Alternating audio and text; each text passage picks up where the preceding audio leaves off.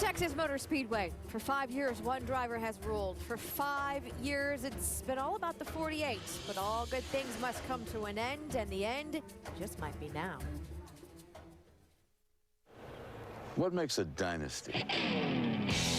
Sure, you can measure it in championships. You're looking at the 5-time champion. But there's something more. Something that keeps us watching, wondering they could do it again. And again. Unbelievable. Because without fail, you know he's coming. But more importantly, 48 right on here. I see him underneath me. they know he's coming. It will follow him up through. Love him or hate him, you got to respect the grit, the fearlessness, You're going to eat their lunch. Nice. how he handles the end game. We did it, boys. Until the final lap, Jimmy Johnson keeps digging. Get that rhythm back. Let's roll. The dynasty of the 48 team is under siege. That 48, he's going to stumble. I got his number. Tell him I'm sorry, but I've got to race him. By 4 drivers looking to spark a historic run of their own. All right, get after it. A dynasty is not created overnight. It is a process, a late night up at dawn grind for the driver and his team. We can do this. This is about the extinction of hype. It's about push it to the red line desire. It's about, hey, brother, I got your back. Not just this race, but every race. That 14's been decent all day. He better be worried. That's all I got to say. And that's how the next dynasty begins. So who will it be? Mr. Consistency with top 10s in all but one chase race, the sponsor's dream, but never a cup champion, or Smoke, twice a champion before, but this time he's got nothing to lose because he is chasing. 3 to go. This is chase race number 8. I say it's about time we get this thing started. Ladies and gentlemen, please rise and remove your hats as the 3rd Mission Command Training Group, 75th Mission Command Training Division out of Fort Sill, Oklahoma, presents our nation's colors. And please remain standing as Dr. Roger Marsh from Texas Alliance Raceway Ministries offers today's invocation.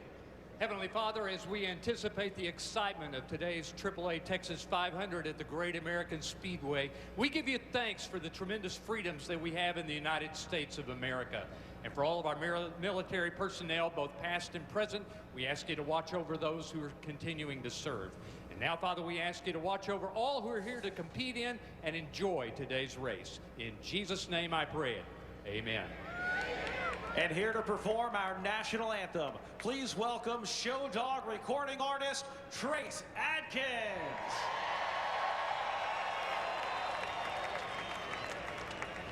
Oh, say, can you see by the dawn's early light what so proudly we hailed at the twilight's last gleaming, whose broad stripes and bright stars through the perilous fight o'er the ramparts we watched were so gallantly streaming, and the rocket's red glare, the bombs bursting in air, gave proof through the night that our flag was still there. Oh, say does that star-spangled banner yet wave o'er the land of the free and the home of the brave?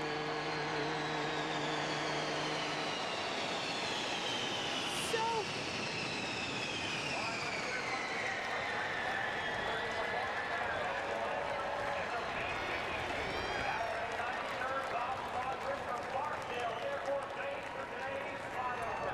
got a little excited there. This is such a cool sight. This track has been known to bite, but hey, we've learned one thing in this chase. So can the chase. We'll see how it unfolds next. We're back at Texas Motor Speedway, 11 minutes to the green flag. Race fans, check out NASCAR.com/RaceBuddy to watch coverage live from Texas. Follow your favorite drivers for free with 8 live camera views. Of course, everything is bigger in Texas. And Alan, as you do, you carry the 334 laps. Quick math. That's 501 miles here today. And you better not forget about that 1 extra mile, or you might be a little shy on the fuel tank at the end of the day. Thanks to Goal with champions Dale Jarrett and Andy Petrie. All the talk between Tony Stewart and Carl Edwards this week, right? You might think Tony was in control of this championship the way he's talking. Looking at this race today and these two. Who's in charge, Tony or Carl? Well, Tony wants to be, but I think Carl Edwards is the man in charge. Not just because he's in front in the points, but he said all week, get me to Texas. This is my best racetrack. I know what we can do there, what we're capable of. He's been talking this. They've manufactured some great finishes. We haven't seen the speed for him to really apply a lot of pressure to these others. Is he going to do that to us here today and to his competitors? We'll see if he can make that happen. We're watching, but I think Carl's in control of this thing. Yeah, if he can get his car and run, like you said, it hasn't had that dominant performance, even though he's leading the points. If he can keep that car running, yeah, he can dictate. But Tony Stewart, he threw down on these boys last week at Martinsville. He says, look, I'm going to take control of this thing, and if he can back it up, then he can control what happens from here. Be very interesting to see who can apply pressure to the other as we roll through this 500 miles at Texas. 500 miles, actually 501, on a very carry that one, on a very fast and tricky track where there are plenty of pitfalls to be found. Tony Stewart's race back here in April is a good illustration of it. The trouble started early. Yeah, you got to avoid trouble. Tony's going to have to avoid this kind of trouble today to stay in contention. You see this mistake coming out of the pits. Really, it's his pit crew and his spotters' responsibility to get him clear, to get out there, so that wasn't so much of a driver mistake. Yeah, this next one's on the driver himself. Tony got himself in a good position here, got caught speeding on pit road.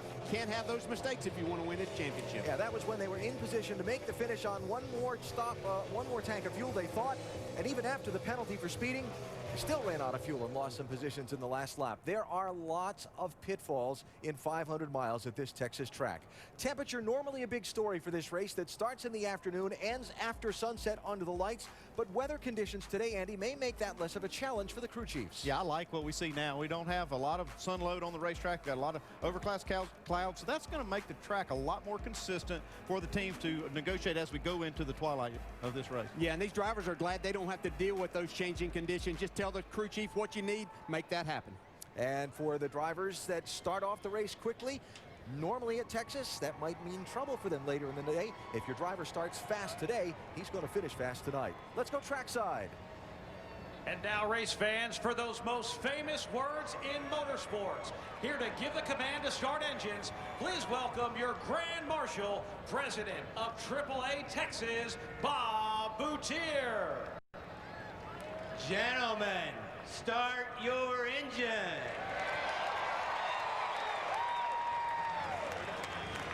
I got both you guys lost clear. Check.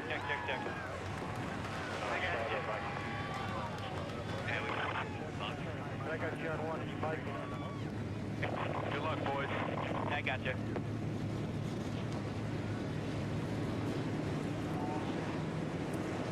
So the engines are fired and getting set to go. Just moments ago, down in the tri-oval grass, just before the command to start engines. Check this out.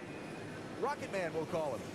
Delivering a flag, the track's marketing slogan, no limits. And boy, as you've seen throughout Countdown, they've had quite a morning of pre-race activities here. All capped off by delivering that flag. That's cool. How about that? I'd like to see Brad Daugherty do that, though. Have to have a couple of those to miss the big fella, don't you think? The green flag waves when we come back. Sponsor of the Chase for the NASCAR Sprint Cup, Silver Star Ultra headlights from Sylvania, and the 2011 Ford F-150, built Ford tough. Getting set to go in race 8 in the chase for the NASCAR Sprint Cup. The field of 43 rolling on to the Texas Motor Speedway to begin their parade and pace laps before the beginning of this afternoon's 500-mile go. One car rolling onto the track with a driver not normally its regular driver is at 18. There is Michael McDowell aboard that machine. Of course, Kyle Busch not allowed to race by NASCAR officials in today's event. NASCAR Now lead reporter Marty Smith has been efforting to get an interview with or comment from Kyle Busch throughout the morning. Marty?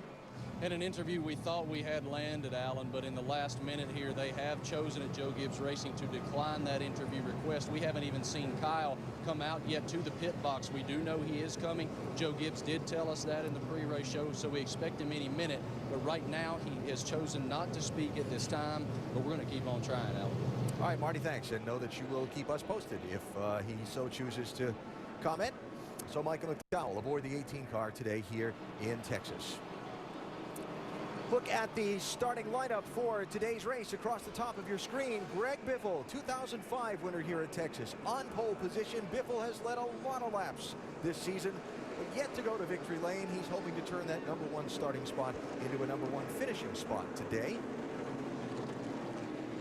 When we get back to row number 3, 5th position, you will see today's in-race reporter, Tony Stewart. By the way, with his rival for the title, Carl Edwards, just 1 spot behind him on the grid. Tony, the subject of our Gillette Pro Glide profile. Look at his stats before the chase this year in the opening 26 races and what he's done in the 7 in the championship. Well, if you're not a believer by now, you should be. Yeah, he's getting it done. So, Tony, from 5th starting position, our in-race reporter today, DJ. Tony Stewart, Dale Jarrett, ESPN. You have a copy? Yeah, man. Hey, Smoke, our first question comes from our mailbag, and Emily in Charlottesville, Virginia asks, you've mentioned things are going your way right now. What makes you feel that way as you try to chase down Carl Edwards in the standings? Just the way we've been running. I mean, I think last week at Martinsville was a big tell of what this team's capable of. I mean, we overcame some really big obstacles last Sunday to get to that position to win that thing. So, you know, this team's never given up. Darren Grubb's never given up. Our guys, everybody at Office Depot and Mobile One and Chevy. I mean, these guys they keep digging, and even when we thought we weren't good enough to do it, we find a way of digging deeper and getting the job done. Speaking of that great win that you had last weekend, some fun words afterwards, kind of throwing things back at Carl there. You've talked some fun words all week. Does that gamesmanship continue on the track today? Well, the good thing with Carl and I is, you know, we can talk all we want. When we get on the racetrack, we both race each other with respect. And, you know, the whole thing last week at telling him was that it's not going to be easy for him. I mean, nobody counted us as a factor going into this chase, and I wanted to make sure that he understood that we are. So I think he got that message loud and clear. All right, Tony, you and Carl both have a great day. Thanks for talking with us. And he's going to talk to the man that's putting you up there, your crew chief, Darren Grubb. Hey, Darren Grubb, Andy Petrie in the booth. You got us? Gotcha. Well, the boss man threw down on him last week, and you guys did a great job. But he can't do it by himself. Have you got your guys fired up to help him back it up on the track today? Yeah, we do. Everybody's here for 334 laps and 48 points. That's the best we can do today, and we're going to try to get every bit of it. All right, Darren, well, good luck. Make good calls up there and keep Tony up front. Thanks for talking to us. Thank you. Darren Grubb. We will hear from him as well as Tony Stewart throughout the course of today's race. Stewart's car carrying one of our 8 high-definition onboard cameras, all 8 of our cameras with chase drivers or teams, including the top 7 in the standings. The car of the driver who is in 8th, but won't race today. Michael McDowell driving that car. 21 previous Cup races at Texas, 8 wins in those previous 21 races, represented by the guys carrying our onboard cameras today. Good chance we could make number 9 here before this is over today. Pretty good looking group. Let's get some stories from pit road before the pace car rolls off and the green flag waves. We start with Dave Burns. Alan, when you hear my voice today, I'll be talking about the guys on the pit road inside, the turn 4 end of pit road. 5-time champion Jimmy Johnson, the always fast at 1.5 miles, Casey Kane, and Matt Kenseth. Matt said this week that this has been one of his most competitive chases ever. And yet last week, after a good finish was literally wrecked by Matt's own doing, he's 36 points from the top. He needs to not falter today if he wants to be this year's champion. Vince Welch? Kevin Harvick has won the big races. He's won the Brickyard, the Daytona 500, the Coke 600, but never the Sprint Cup Series championship. He sits 3rd in points, 21 points out. He says this is a make-or-break race for him here today. And crew chief Gil Martin says he'll take chances on pit road to get Harvick in position to cut that deficit. Jamie Little? Well, following his win last week in Martinsville, Tony Stewart has never been more confident. He told me in Countdown he has the edge over Carl Edwards today and in the championship. He brought back the same car he won with at Chicago, and it's sporty. Dr. Jerry Punch. Carl Edwards wants to win the Sprint Cup, but he also knows today is not a sprint race. It's a marathon here at Texas, 500 miles, and a marathon that can take its toll on man and machine, particularly engines. Carl's engine will turn 9,600 RPMs every lap he will let it. He's going to manage those RPMs and pick his, choose his battles in order to win that championship today. Carl is ready, and so is his team. Listen in. All right, guys. Let's have a little bit of fun today. Appreciate everybody's hard work.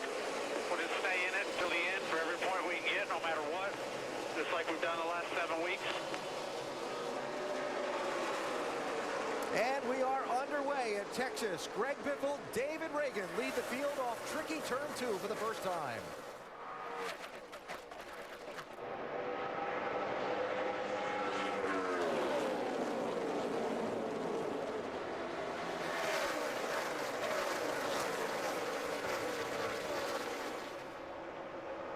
Biffle leads lap 1. They'll be screaming it better than 190 miles an hour off into that corner.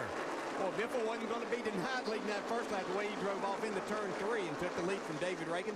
Yeah, they were side by side going into turn 3. Biffle didn't lift at all until he got to the middle of the corner.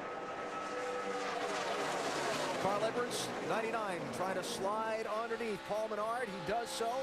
Tony Stewart running 4th, just ahead of him. Edwards in 5th.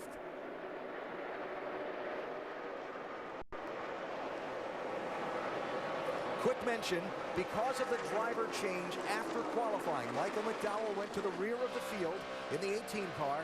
The 66 car that McDowell qualified, being driven by Josh Wise today, it went to the rear of the field. And David Ruderman in the 00 had to give up 6th starting spot. They had to change an engine in that car. He went to the back. That is just capping off what's been a difficult week for Ruderman, who was notified he'll not be back in that car next season earlier this week. Comes Casey Kane, and you can see Paul Menard really get loose on the exit of turn 4. These exits of turn 2 and 4 here are 2 of the most critical parts of this racetrack, where the banking goes away from you to 5 degrees of straightaway. Really difficult. Yeah, this track looks identical to Charlotte and Atlanta when you look at it, but the way they drive, I mean, like Dale said, that these banks they lay down quickly as you exit the corner, and so it makes the car drive a lot different here. A couple of guys to keep an eye on today. The 9 car, Marcos Ambrose, and that 21, the red and white car, Trevor Bayne, the Daytona 500 winner. Those guys looked really good in practice. Yeah, I talked to Trevor Bayne this morning in the garage area. Congratulate him on his Nationwide Series win yesterday. He said, we got a fast car today, too. Yeah, he did a great job winning there yesterday, and we'll have to go just back to Charlotte. Even though we talked about the differences in the racetrack, Trevor Bayne ran extremely well until they had a fueling issue with that 21 car. Look for him to be good here all day long. Brad Keselowski high in that 2 car. Kevin Harvick starting to slide a little closer to the front. 29 car started back in 21st position. And look at how quickly Kevin Harvick has gained some ground in some of the opening laps. Yeah, Harvick worked extremely hard yesterday in practice, ran a lot of laps. He was using the middle to top groove. I think that we were going to see a lot of that in the first portion of this race until we had cloud cover all day. The track temp isn't nearly as high as they were expecting it to be here. I still expect to see Harvick moving up on the way he is moving up this corner. I expect to see him move up as the tires wear down. And talked to Jimmy Johnson's team, some of the guys in the garage this morning. I said, who looks good? They said, besides us, they said that 29 car is who looks good. Got a big run off turn 4 there. Harvick going to go by Keselowski with the 29 car up to 12th place. If Harvick's going to make a move for this championship, he's going to have to start here today. He needs to be up towards the front in the top 3 at the end of 501 miles here. Yeah, we get to the end of this. You carried the one. Kevin Harvick swept into a wreck in the Talladega race a couple of weeks ago, dropped him from being virtually tied for the championship lead, neck and neck anyway up front, as we watch Jeff Gordon 24 and Juan Pablo Montoya in the 42 race here. And now Harvick has said he has to gain ground every week on Carl Edwards. He has to finish in front of him. He started behind him today. Gordon didn't start off toward the front of the pack. 24 car was back in 23rd place. And for Jeff, that is 17th. He's just picked up and working on 16th here on Kurt Busch in the 22. Now, he was one of the better cars in happy hour we saw yesterday practice. So I expect to see him move up pretty quickly. Yeah, he'd like to get something going here as we see Tony Stewart taking the 3rd, or trying to take this 3rd spot away from David Reagan. Tough pass to make down the bottom, but he's going to be able to power by him now down the back straightaway.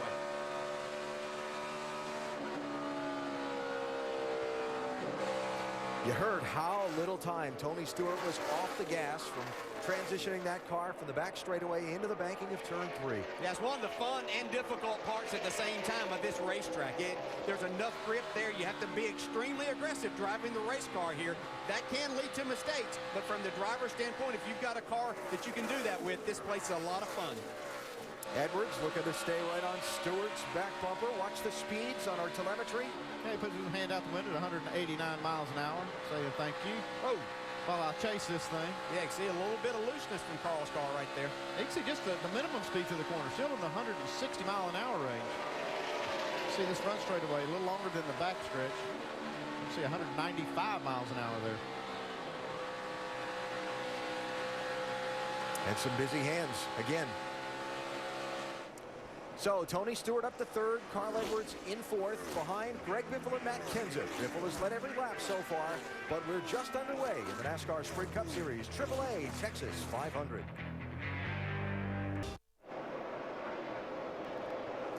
Race 8 in the chase for the NASCAR Sprint Cup is just underway at the very fast Texas Motor Speedway in Fort Worth. Greg Biffle in the 16 started on pole. He's led every lap so far. That's the distance from first to second. Matt Kenseth in the 17. Matt slowly reeling in that 16 car. Join Goodyear and NASCAR in helping support our troops. Visit Goodyear.com/support-our-troops to learn more.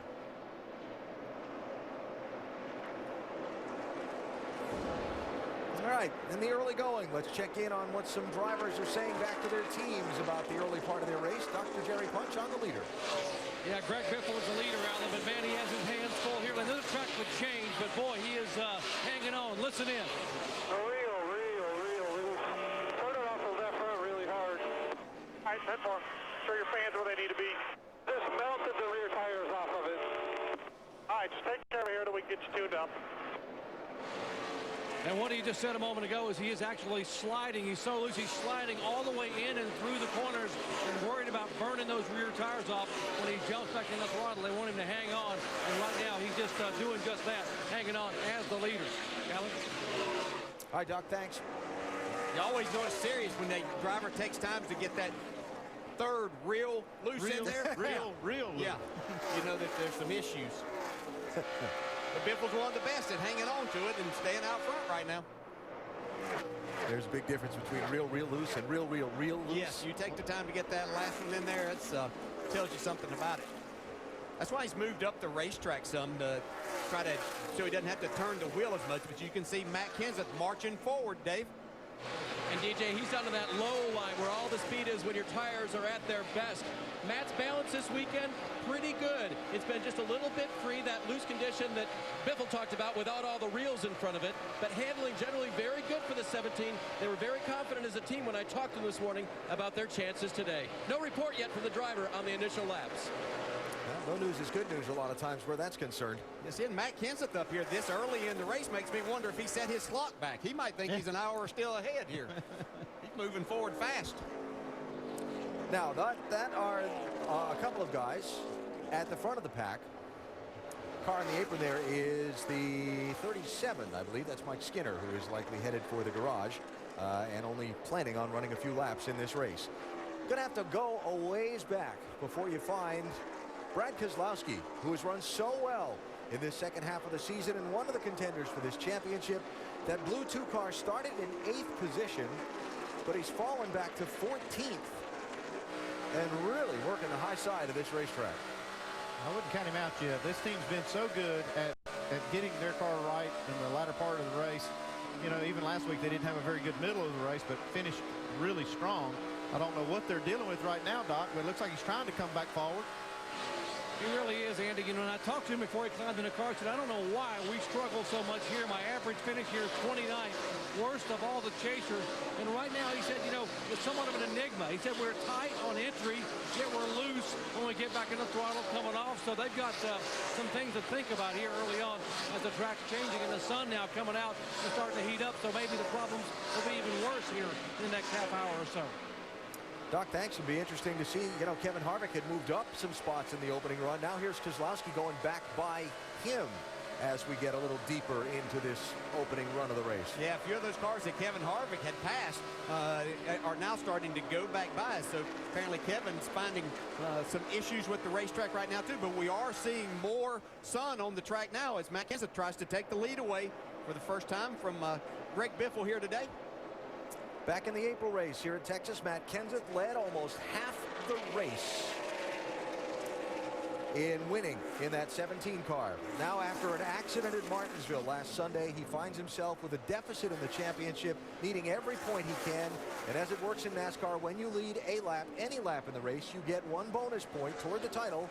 Matt just collected one. Yeah, and he knows maximum points is what he has to have here, and pretty much at least in 2 of these 3 races, I think, to have any chance, unless Carl and Tony have some big issue along the way. Yeah, that Carl Edwards, you see, just showed up in the picture. Had the fastest lap on the track last lap.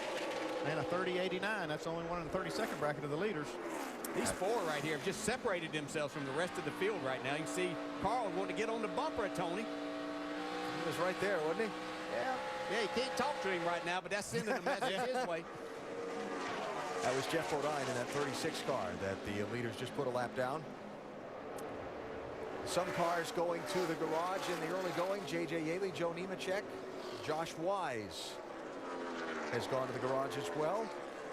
There's the gap that checked out between that front 4 and the second group. Here's kind of the third group on the racetrack. Jimmy Johnson, 48. Marcos Ambrose, 9. Paul Menard, 27. And Clint Boyer in the 33. I expect to see Jimmy Johnson up front in the top 5 somewhere as this race goes on and as it draws toward its conclusion. Yeah, I think typically we see this 48 car in a situation where the race is going to go from daylight to dark, that their car is set up more for the racetrack as it cools down, gets some more grip, and picks up speed. Yeah, I'm expecting more than that, actually, Alan. I expect him to be contending for this win before the day's out. The 5-time consecutive champ is running right now in 8th spot, Dave. And talking with his crew chief, Chad Canales, this morning, Chad said our performance is pretty good.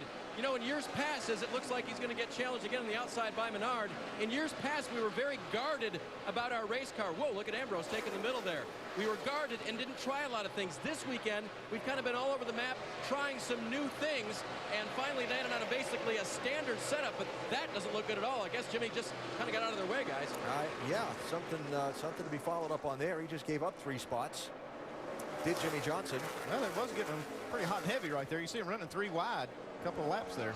Now, if you have a loose race car, which I would think maybe that's the case with Jimmy Johnson, as we have some the track temp heating up just a little bit. No sense in putting yourself in a bad position there. You've got 3 cars wanting to really race hard right now.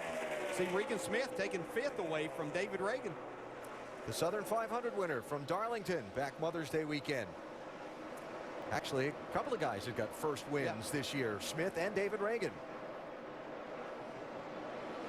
And Regan Smith talking about how he really wants to find consistency and strength on this type of racetrack, the 1.5 miles. So I don't know what that was all about. Well, what's happening is that 2-car Keselowski is running that top lane both ends, and he's getting a ton of momentum off the corner. And so he had just closed up using that straightaway speed right on the back bumper of Jimmy. Now Jimmy yields it. Just heard that radio. I believe that was Brad Keselowski saying, "Tell him thank you and I'm sorry about that." Yeah, he caught him a little quicker than he anticipated. I think he was timing it to go high when he got to the corner. That's right. He was expecting Jimmy to move down to the inside of the racetrack where he'd been running a little bit sooner than what Jimmy did, and that's what created that situation. But 2 professionals, that's the way you handle situations. Watch the nose of the 2-car when he was behind Jimmy Johnson. See if there was something on the grill that he might not have been trying to use that 48 to remove. Well, this is the way to do it, if that's what he was trying.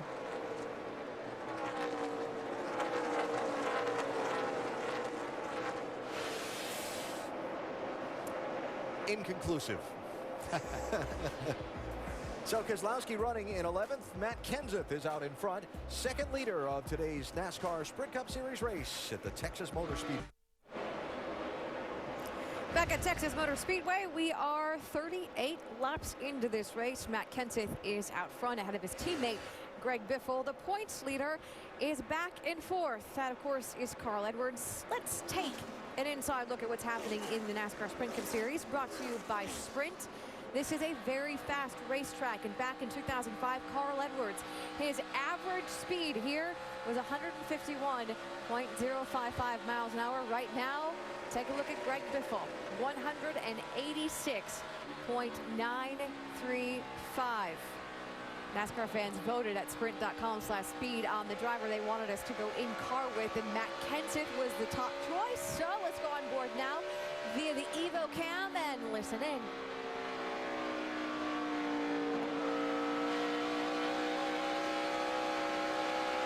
Get closer to NASCAR Sprint Cup Series with unlimited access to highlights, news, and more. Learn more at sprint.com/speed.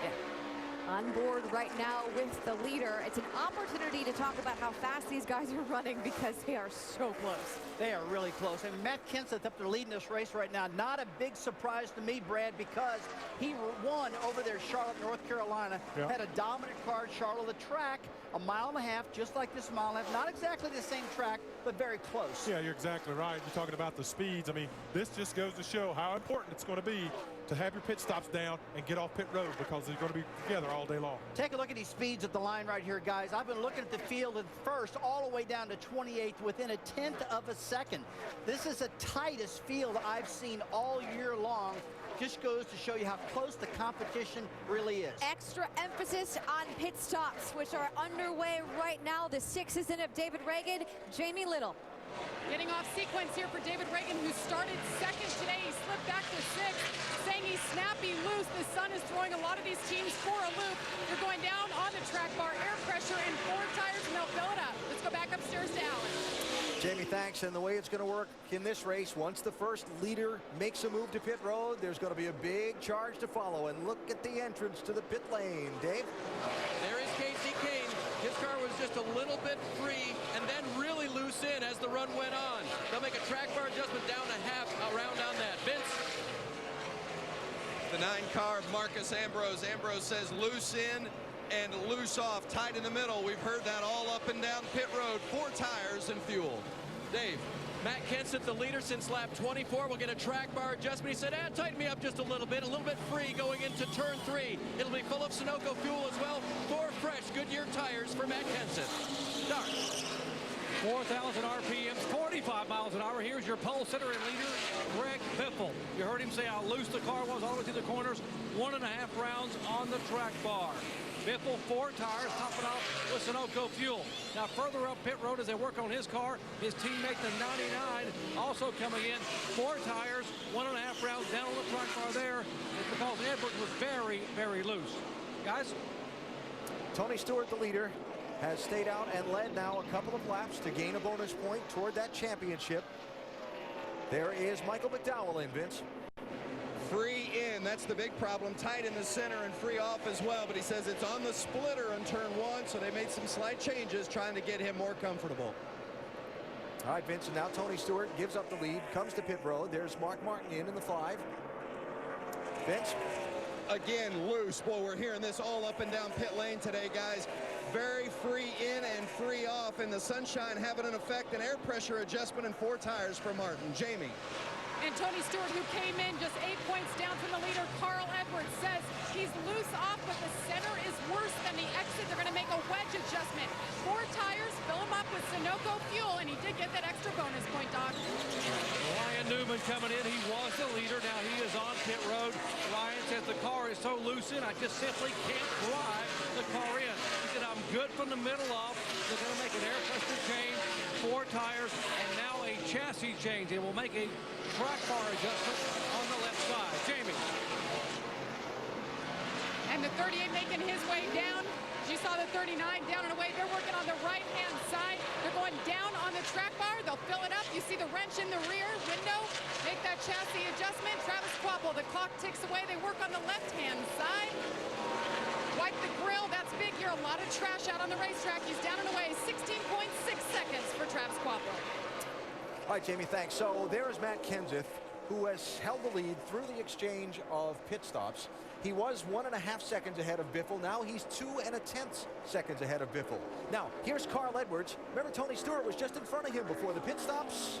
Not anymore. Yeah, he stayed out 2 extra laps, Tony did, and that just really hurt him on this track position. Even though he probably had a pretty good pit stop, you can see he's lost a couple of seconds of track time by staying out there on the track with one tire.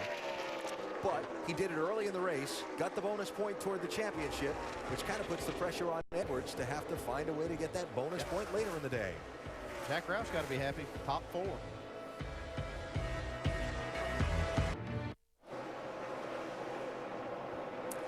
Race fans, check out NASCAR.com/RaceBuddy to watch coverage live from Texas today. Follow your favorite drivers for free with 8 live camera views. That could be a camera where you see sparks and things come flying by off tricky turn 2 later on in the day. We are pretty early in the going in today's 501-mile NASCAR Sprint Cup Series race here at Texas. Closing in on 100 miles, Matt Kenseth, one of 3 different drivers that have led. Kenseth holding the lead through this last green flag round of pit stops. Ryan Newman on pit road from 20th position before the stops, but Doc, he had to come back in a second time. Yeah, 4 laps later, he went back out and said, well, I have a vibration, guys, and it's getting worse. He said, you think it's a loose wheel? He said, gotta be. And at these speeds where they're averaging almost 190+ miles an hour entering the corner, he came back on the pit road, and now they changed 4 tires and have gone back out. The crew back here surveying behind the wall. They don't see right now where a wheel was loose, but they're checking the wheel itself as far as the lug nut area, checking the wheel itself, and also looking at the replay of the pit stop, which they videotape, see if they can see a possible problem that occurred a moment ago, but an unscheduled stop for the 39 car. All right, Doc, thanks.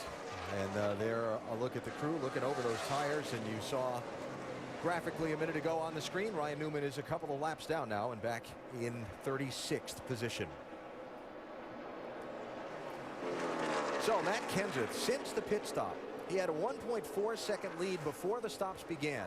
Came off of pit road with a 2.1 second lead over Greg Biffle and has since stretched this lead out to 4.6 seconds over second place. And Biffle being challenged for second place there by the championship leader and his teammate Carl Edwards. They made an adjustment on that 99 car last pit stop. It's definitely making a difference. And they need to make an adjustment on that 16 car, it looks like. Yeah, they're still fighting that. But we've had a lot more sun on this racetrack than what we anticipated.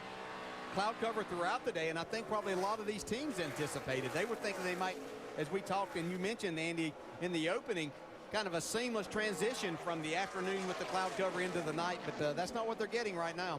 Yeah, it might not be so seamless when we see the lights come on later. So that second and third, you see just in front of Edwards, that 18 car, Michael McDowell, has gone a lap down in the exchange of the green flag pit stops.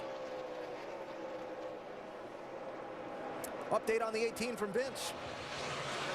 Well, Michael McDowell, as you mentioned, in that 18 car, one of the big stories of the day, the big story of the weekend with Kyle Busch being parked by NASCAR.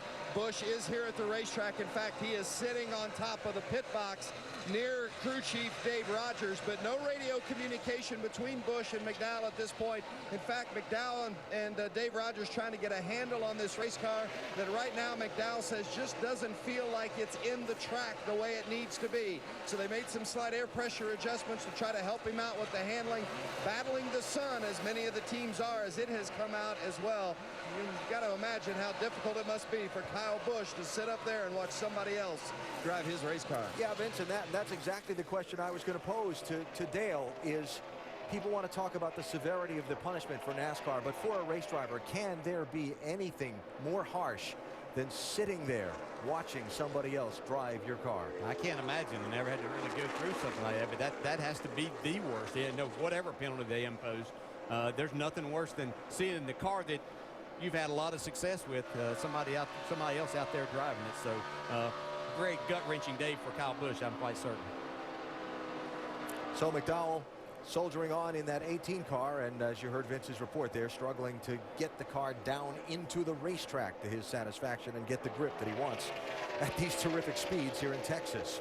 Now, somebody who had qualified well, starting in 6th position, David Ruderman, but had to give up that starting position and go to the back of the field because the team had to change engines. NASCAR has a 1-engine per weekend rule designed to keep the teams from having these special lightweight, super tricked up qualifying engines that they spend a ton of money on. But when you have to change an engine, you start in the back.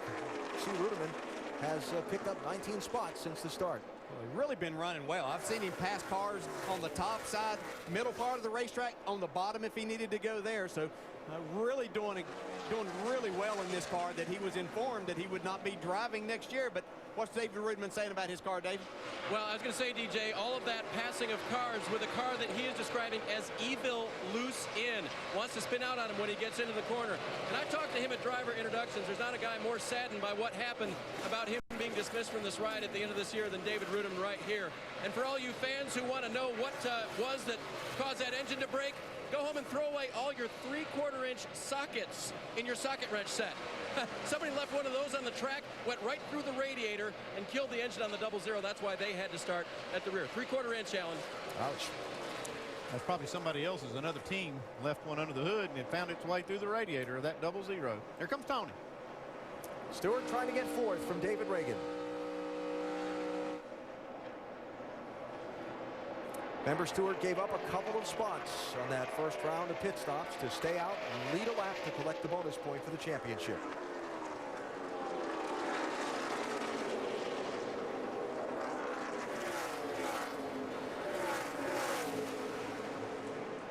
And still side by side.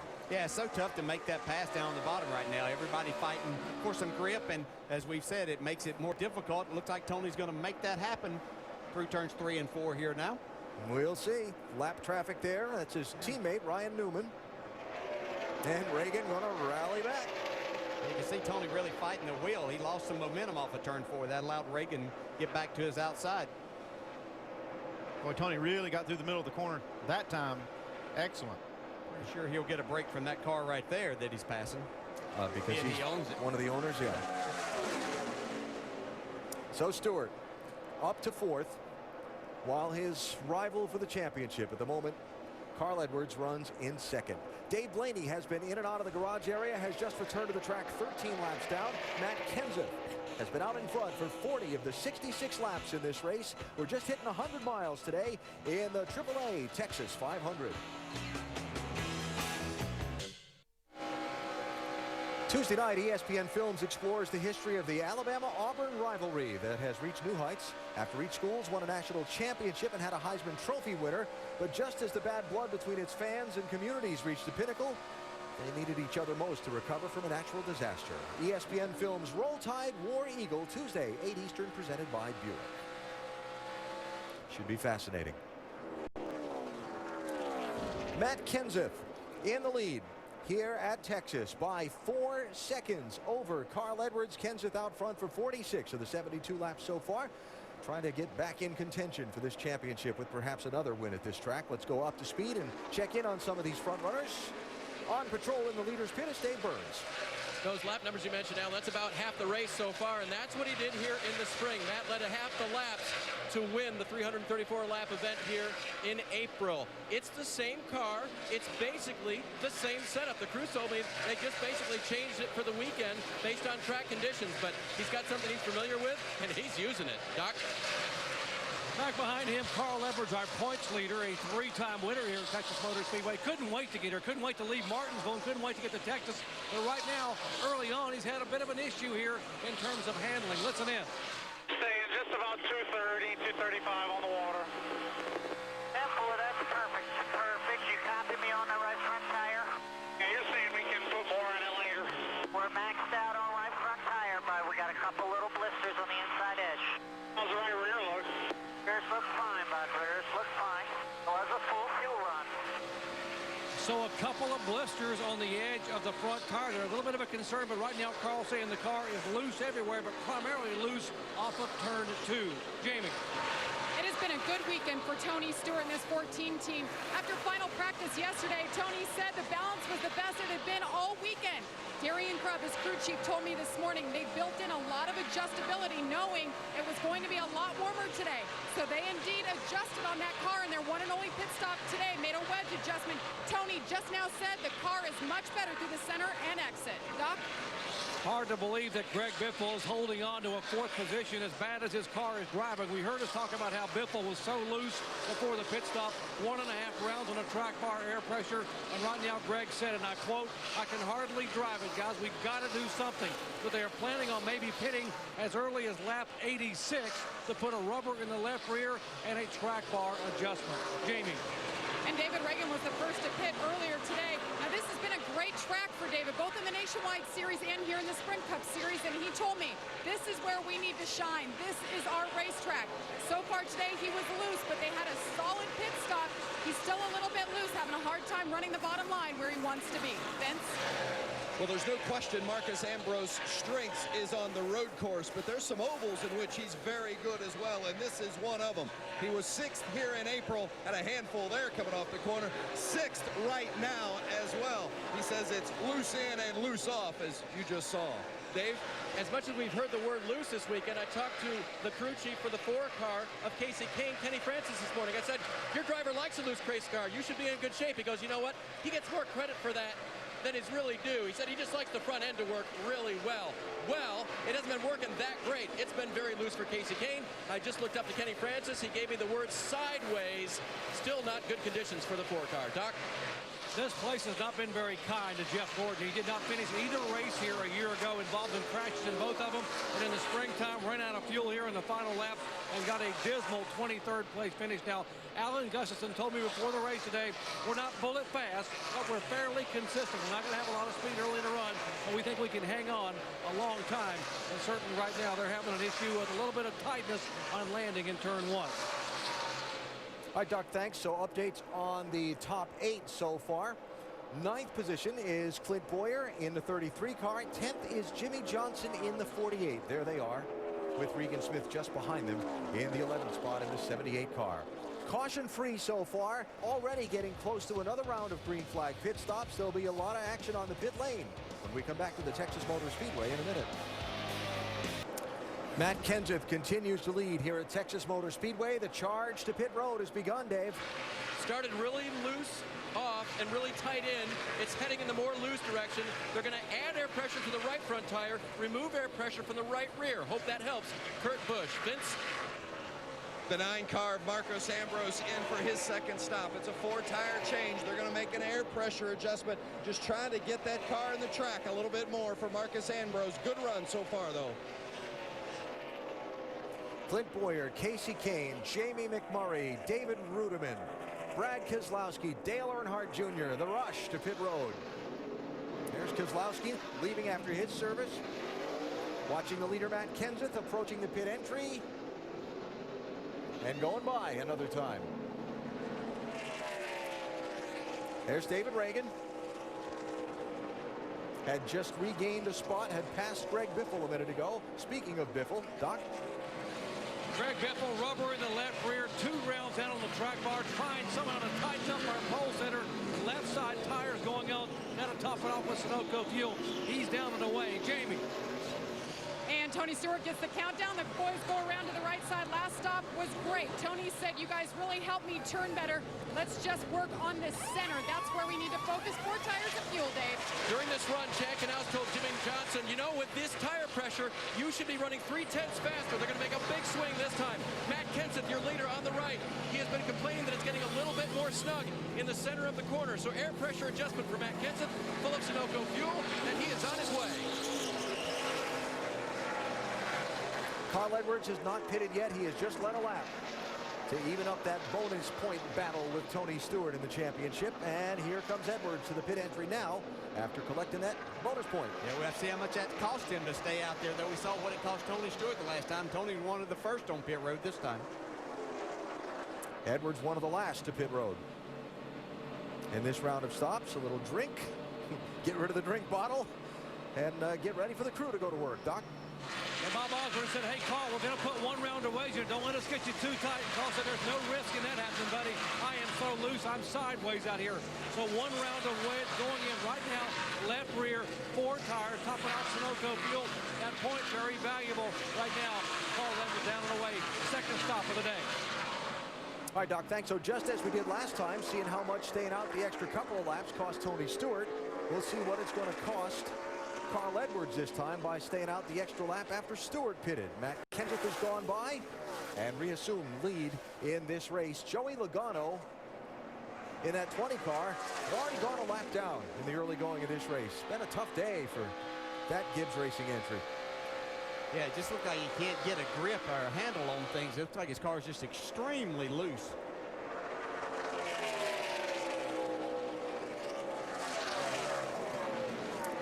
Jimmy Johnson with a little hiccup on pit road. Let's see. See, he ran over the air hose with the front tire. It's cost him quite a bit. It was a 16.9 second 4-tire stop.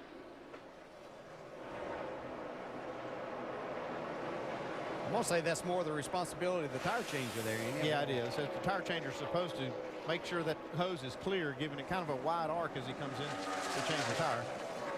Jimmy Johnson, as you see, running in 12th position. Matt Kenseth has reassumed the top spot here at Texas Motor Speedway as we work toward 150 miles. Back at Texas Motor Speedway, it is chase race number 8. But if you're looking for one of the major stars in Kyle Busch, you won't find him in the track today due to that incident Friday. I ended up losing my cool. Kyle Busch will not be participating today or tomorrow. The actions we have already taken are some of the most severe in the sport. He came and asked me, could I sit on the pit box? He said, I'd like to be there with the team.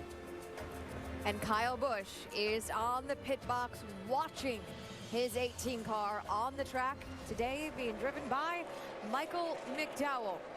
And there is Kyle Busch. McDowell, if you're wondering where he is on the track, is in 31st, 1 lap down. But for Kyle to sit there and watch that, Rusty, as a driver, how difficult is this day for him?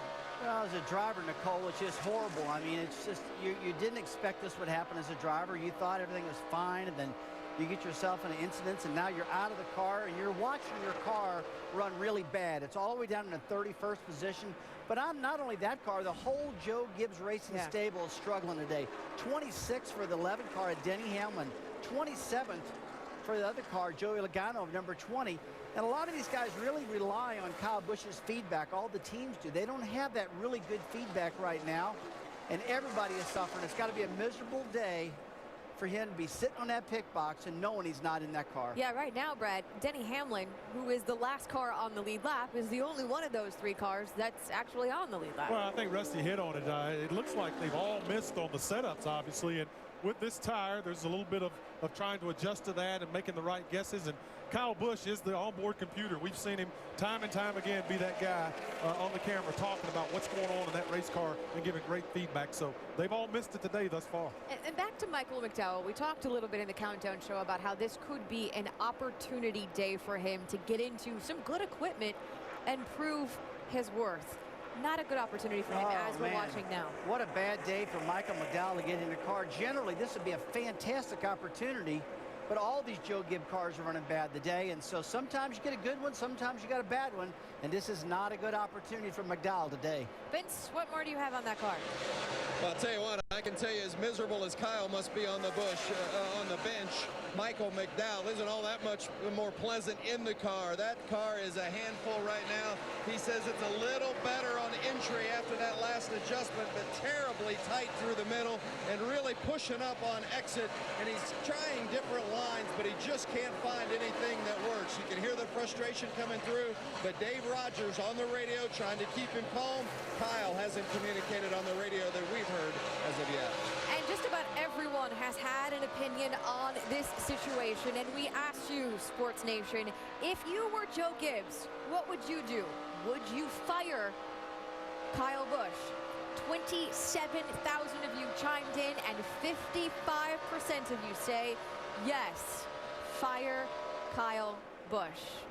Wow. Very interesting. Wow, that is very interesting. And Going back to Michael McDowell one more time, too. This is not something easy to do. I don't care if the car was handling extremely well. To jump in a Cup car, even though he has a lot of experience and not have worked with these guys before and go out and perform well, that's a very tall task. And Alan, something else to keep in mind, it's pretty difficult to fix a car when you haven't had any cautions. Yeah, we have surpassed the record already for most consecutive green flag laps run to start a race here at Texas Motor Speedway in the NASCAR Sprint Cup Series. And Matt Kenseth has led most of them so far, past 150 miles. Here about to put Trevor Bayne a lap down. That 21 car in 26th position.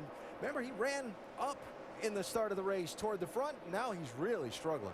Yeah, I've seen him be sideways a couple of times, so car's extremely loose for Trevor Bayne. He's just trying to hold on. He's needing one of those cautions to try to help this thing out. Jamie, what's he saying? Well, they've been trying to work on this car, and the last thing he said, just tight through the center. A lot different than yesterday. He was so happy this morning, finally got that first elusive nationwide victory, and he said this car actually had the same balance.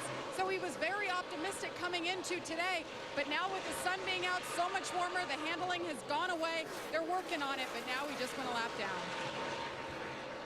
All right, Jamie, thanks. So Bayne back in 26th position. See the cars running up into the sunshine down on the banking of turns 3 and 4. We talked about how the forecast was for the day to be overcast with a slight chance of a shower. Temperature's gone up since the race started. Crew chief? Yeah, that's not what we expected, and I think it caught quite a few teams by surprise. Looks like Trevor Bayne's team for sure, but we've heard that from a lot of teams, how loose their cars are. What was it that Biffle said? Real loose. He got the third one in. We're talking about this 107 laps that we've run now without a caution. Could this race today be any more different than what we saw at the start of last week on that half-mile racetrack? It's just amazing you give these guys some room and how difficult and fast this place is. Carl Edwards running second, Doc. And we're talking about how much warmer it is today than it's been all weekend, and the Goodyear engineers have been here in his pits looking at tires. Listen to the radio here just a few minutes ago. But still one little spot on that right front. It was better than the last run. Still one little spot. Tim, for anybody else having trouble with that? Yes, sir. A lot of guys are, bud. Now, a Goodyear engineer just told me there are several, just a few that are having the same situation. He relates it to the fact that the temperature is higher than they've been all weekend, and also several of these guys have been very loose, sliding that right front tire in the corner, and they're hoping that wedge adjustment on the 99 will take care of that. Still a little bit of an issue, though, to worry about for our points leader.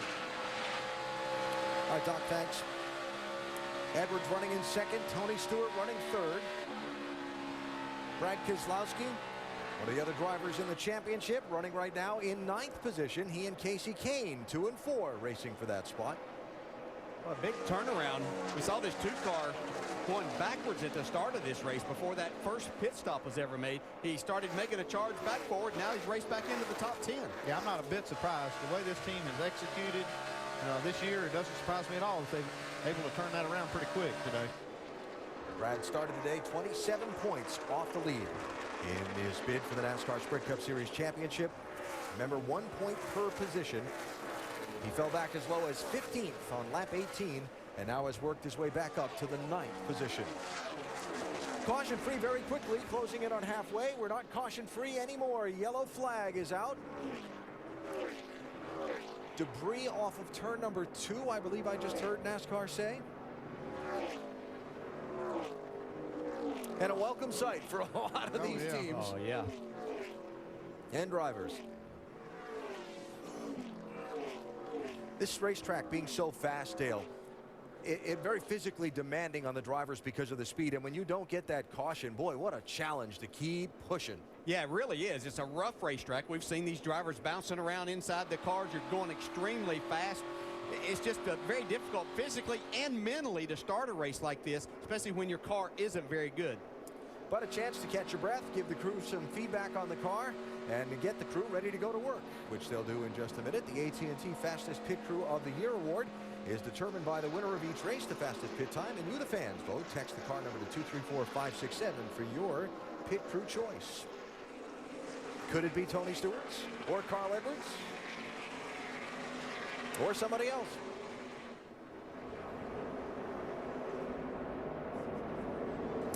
Going looking for something. Well, these cars, we talk about these drivers approaching 200 miles an hour. See anything out there, and there's spotters all around these racetracks. As a driver, you appreciate them being on top of this. You know, it's not always something big, and it's not always exactly what it may have looked like, but you can't take a chance at these speeds. Yeah, the other thing is they're using the entire surface. We've seen cars running as close to that wall as we see that sweeper truck, so we need to keep the whole track clean. First round of caution flag pit stops. Matt Kenseth has the very first pit on pit entry, Dave.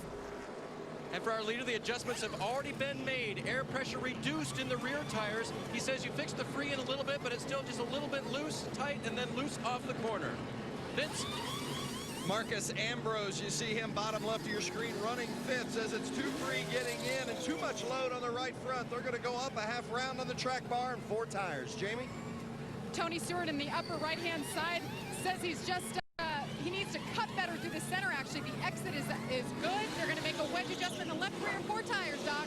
Right lower corner, Carl Edwards said the wedge didn't help it as he leaves pit road. He said, take that round of wedge back out. You were hurting my exit off the corner. Going to be a big charge to the end of the pit lane, but it will be Matt Kenseth retaining the lead under the first caution today here at Texas Motor Speedway, already past 150 miles. Doubled up for the restart. Denny Hamlin catching up to the tail of the field. He had gone a lap down just before the yellow, so being the first car lap down, Hamlin is the Aaron's Lucky Dog free pass. Gets back on the lead lap in that 24th position. Greg Biffle lost some spots on the pit lane. Doc, what happened? Yeah, Allen lost 3 spots on pit road. It took a shock shim out of the left front and also went down 3 rounds on the track bar, trying to find something that will tighten up that race car. He has been sideways since they waved the green flag. Again, shock shim out of the left front and down 3 rounds on the track bar. Big adjustment, guys, to try to help that Ford. Doc Biffle lined up in 10th position for this restart. So it'll be Kenseth and Edwards leading the field for the restart. This green flag restart presented by American Ethanol.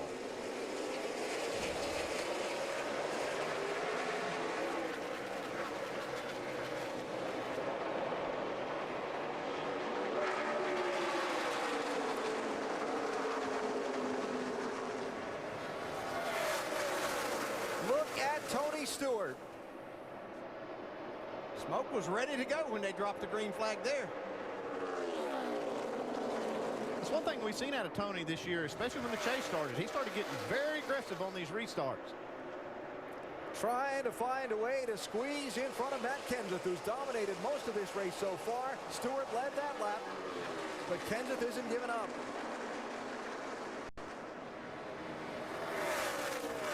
They're going to squeeze up in front of him there. Yeah, not quite enough room there.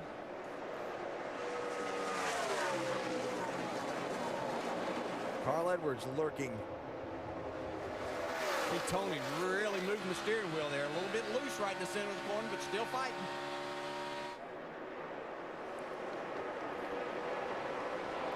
That lap to Kenseth. Tony's got him here.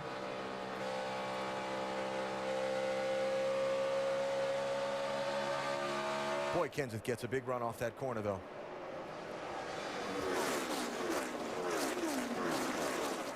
So it is Stewart, Kenseth, Edwards, top 3 now. Jamie, how about that 17?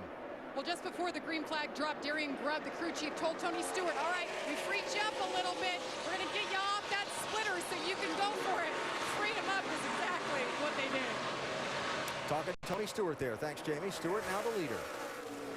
Quick update. A couple of guys took the wave around to get back on the lead lap at the end of that last caution. Landon Castle and Bobby Labonte now back on the lead lap in 26th and 27th.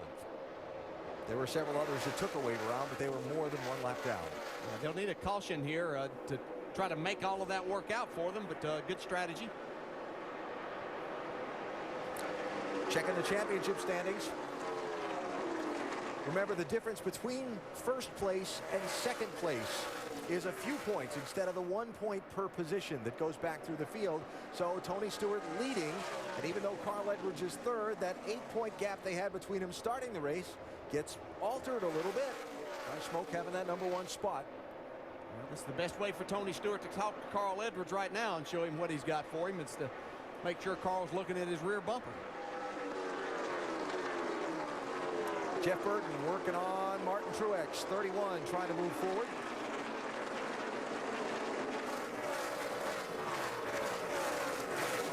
'15th and '16th spots there. Whoa, hang on. That's a big slide by Truex right there. You see that a lot of times. The car just pushing out. You have to jerk the wheel just a little bit. Sends the back end out. Jeff Burton, a former winner at this racetrack, trying to get up towards the top 10. And as difficult a season as 2011 has been for Jeff Burton, really struggled. Didn't even have a top 10 finish until August of the season. He's got top 10s in the last 2 straight races. Yeah. Little momentum. It has been a horrible season for that 31, but it seems like the last few races they have turned it around somewhat, and they've had some good breaks and some good strategy along the way. There's Regan Smith, 78. David Ruderman, 00. That is 17th and 18th. Remember, Ruderman started at the back of the field after an engine change. Oh! And almost lost the race car there. Wow. That was a slide right there. Ruderman able to hang on to it. He said this car wasn't handling all of that great, but he's been able to move forward and been pretty impressive so far. But that was a nice save. They reported to us earlier that a socket came up off the track and went through the radiator, forced that 00 to change engines, and boy, those were some busy hands. Yeah, we hadn't talked a lot about the seams here. They're not quite as bad as some other places, but it looked like he got that right rear on that seam. Dave, what are they saying about David's car now? Well, I just got handed a note from their team that he believes he may have transmission issues. I was going to talk about how he's come up through the field, and the really loose, evil loose race car earlier had come around a little bit to him, but we have to keep an eye on him now. He thinks he might have a transmission problem. All right, Dave, keep an eye on the 00 as we approach halfway in this race. Don't forget, stay tuned for our NASCAR non-stop coverage in the second half of today's race, presented by Nationwide. Tony Stewart leading Matt Kenseth. Barely. There it is. Maybe 2 car lengths between them. Though Stewart got a good run off of that corner.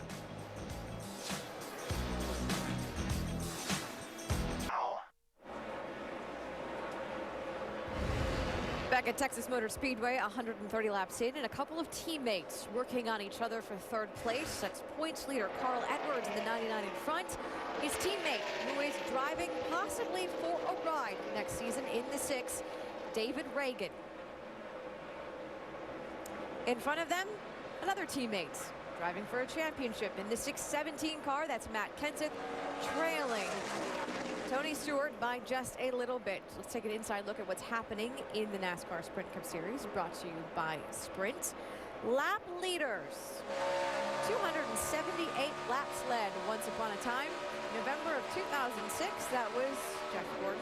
But today, that goes, Tony Stewart. Today, that goes to Matt Kenseth, who has led 87, and right now, he's close to the lead, running in second to Tony Stewart. But we've seen some trouble spots in this racetrack, and this is what we were talking about earlier. Turn 2, it's bumpy. The banking can give you a little bit of trouble, and that's what some of these guys are struggling with now. Yeah, just a little while ago, we saw the 56 car of Martin Truex Jr. get loose up off of turn 2. And Brad, it was just, in my opinion, a classic case of the banking kind of getting flat, whole car getting loose. Watch Martin here. He comes off turn 2. He's on the banking. Now he starts hitting the straightaway. Look at that. Oh, that baby steps out. Yes, she does. And that's what happens when you lose the banking. You lose the downforce, or you lose the grip. I meant to say, car gets loose. Yeah, I talked to Martin all day yesterday, and that was one of the things he was fighting in practice, was that race car being very, very loose. And it doesn't seem to be that they have gotten it quite figured out, Leslie. Well, it's definitely running on the free side, but it's not a big problem, that's for sure. But those are some of the things you experience on the exit of turn 2. Yeah. Another solid battle on the racetrack. Check out 5-time 48 of Jimmy Johnson battling with Kevin Harvick. That is for 6th. Vince, what do you got on that 29 car? Pretty solid lap times for Kevin Harvick. He's really been good through 1 and 2, but says the traffic and the dirty air have been the biggest issues. But it's interesting, we talk about how the track has changed. They have not made any changes to the 29 car each of the last 2 stops, but the handling of the car continues to be altered, an indication, Alan, that the track conditions are changing. Absolutely, Vince, and are going to continue to change throughout this race as the sun sets and the lights come on and the temperature cools.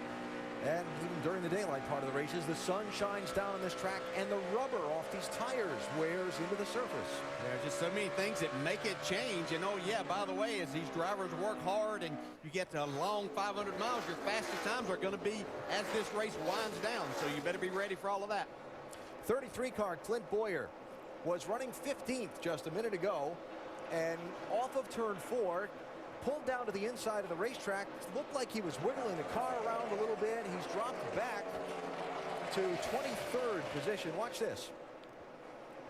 I'm not sure he didn't have maybe an ignition type problem there, and he was trying to reach to the box or something. The car sometimes will literally shut off. Looks like he's got it back running somewhat now. How about it, Dave? Well, the car has been very loose in and off of the corner. He's radioed to the team a couple of times that none of the changes that we've made have been working. He hasn't talked about that particular incident. It was curious that the team seemed to be looking over the wheels last time on pit road as if they might have a vibration or something like that, but really nothing yet. It looks like he's back up to speed, Nicole. All right, Dave, thanks. So Boyer back now to 23rd position. We documented Greg Biffle losing some spots on pit road a little bit ago. And now Biffle losing a couple of more spots on the racetrack and almost scraping the paint off the right side of that car, off that wall. Looks like they've missed the setup a little bit today. That car has been extremely loose. 16 started on pole position in today's race, led the opening 23 laps of the race. But once Matt Kenseth went by him, Biffle has not gotten back to the point. Yeah, and you think, well, if he can get to whenever the sun goes down here, that may go away, but sometimes that will actually enhance your problem. If it's a situation that your front end is turning so good, you're only going to get more grip from that as the sun goes down and the track cools off. So it could actually create an even bigger problem for them. They're going to have to make a big swing at this thing eventually. Tony Stewart out in front.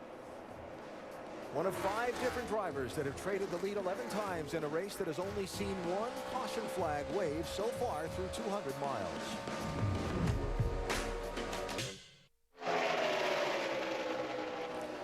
Back live, the AAA Texas 500 at Texas Motor Speedway. Carl Edwards giving up a couple of spots. Brad Keselowski goes by Edwards in the 2. Jimmy Johnson by Edwards in the 48. Carl goes back to 6th position. With that little pass there, our points are now tied as they run. A lot of laps to go, but very interesting. Tony Stewart leading this race. And Edwards giving up those couple of spots there in the last lap. I'm curious. We heard the couple of bits of radio from Bob Osborne, Carl's crew chief, to Carl about tires and right front tires maybe showing a little vulnerability with their particular chassis setup. You've been in one of these championship runs before. You're behind the wheel. Are you getting a little conservative behind the wheel hearing that? Always caught my attention when they'd tell me about it, for sure, you know. And in a situation, a fast racetrack, Carl Edwards, very smart driver, knows what he needs to do to try to win this championship. Yeah, it wouldn't surprise me a bit that he's backed off and cooled it a little bit and see if all of this goes away as there's more rubber laid down. I don't know. Yeah, there's still a good chance for Tony to do his talking with his race car. We've heard him talk off the racetrack. He's definitely talking with that race car today. Speaking of talking with the race car, David Reagan in the 6. Looking to create opportunity for himself for next season. The sponsor on that car, UPS, going to transition to being a partial sponsor with Roush Fenway Racing's other cars for next season. David Reagan doesn't know what his future is. Basically, that team is planning on running 3 cars for now. Yeah, but it's a shame that David Reagan, he's a very talented race driver. He's got a nice team that working around. You can see them continue to build with each other and be more successful. So hopefully somebody will come along with some money and make that happen for David Reagan. And Jimmy Johnson fighting for 4th place there with Brad Keselowski. Keselowski has made a nice rebound as well as Johnson. Jimmy restarted 12th at that last green flag, and here he is up in 5th position.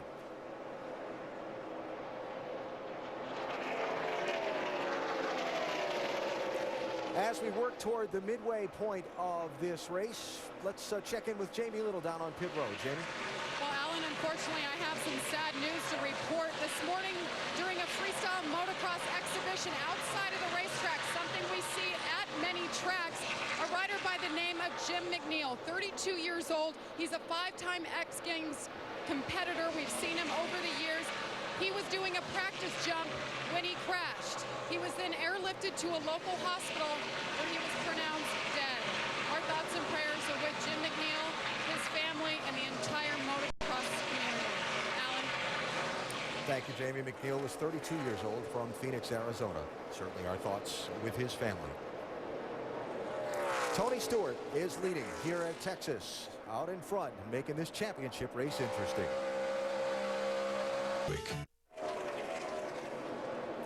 Fast and furious today at Texas Motor Speedway in race number 8 in the chase for the NASCAR Sprint Cup. Tony Stewart leading a race that has had only one caution so far, and we're coming up on another set of green flag pit stops, Vince. Well, the 42 of 1 Montoya getting a little bit better, but still loose. They put a rubber in to help him out, trying to get that 42 closer to the front. And first one's made the move to pit road, and here comes some more. Kurt Busch is coming in. Brian Vickers is coming in. We'll see how long it takes for the leader, Tony Stewart, to give up that #1 spot. Dave?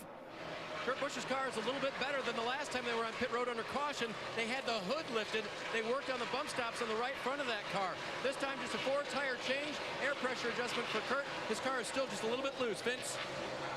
Pretty solid run today for Brian Vickers after that tough day last week at Martinsville, but still loose on the drive off. They made a chassis adjustment with 4 tires. Jamie? And Dale Jr. car has been all over the place. He's saying now it was just starting to come in. The start of the last run, he was hitting the splitter on the track.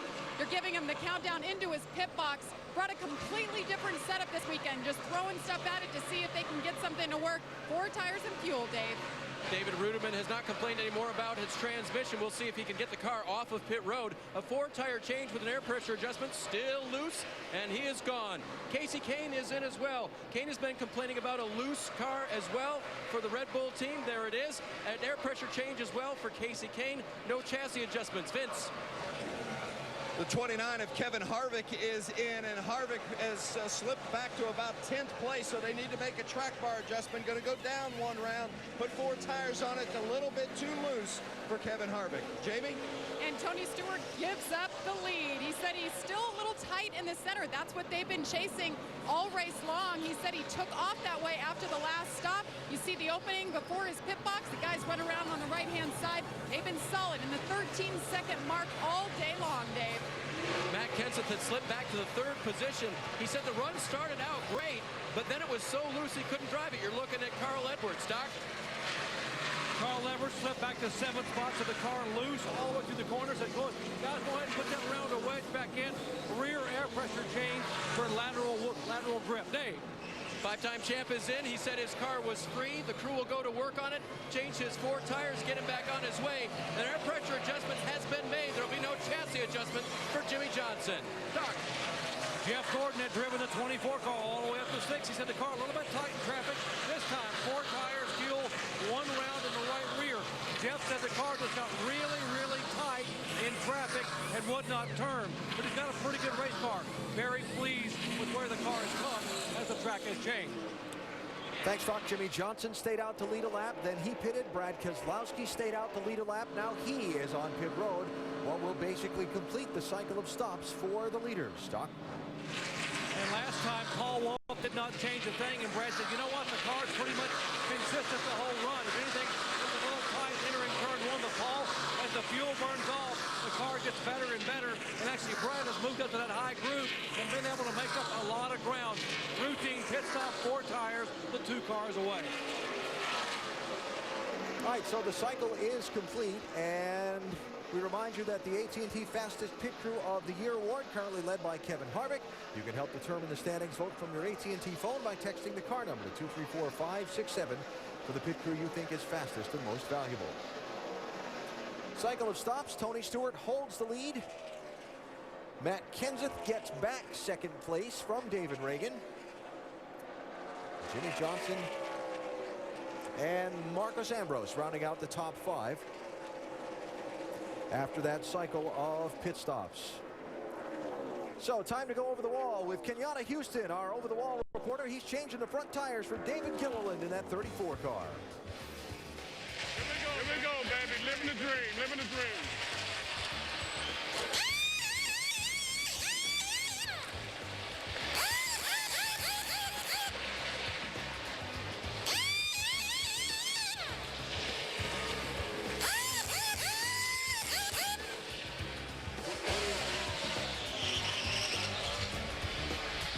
championship a lot of fun off Stewart's post-race comments at Martinsville last week. And they have been going at it on the racetrack as well today here at Texas Motor Speedway. Stewart with a third to first move after a restart from the only caution of this race so far. And Tony is out in front, while Carl Edwards, who has led a couple of times for 3 laps today, has fallen back a few positions in the middle sections of this race and is currently running in 7th position after running up in the top 3 most of the opening stages of the race. Look at those standings. Stewart came in 8 points down. He's up by 1 on Edwards now, as Carl tries to hold off Casey Kane for that 7th spot. Sorry. Yeah, I was going to say, it could be 2. Casey Kane's coming pretty hard on Carl Edwards right now. Yeah, busy hands there in that 99.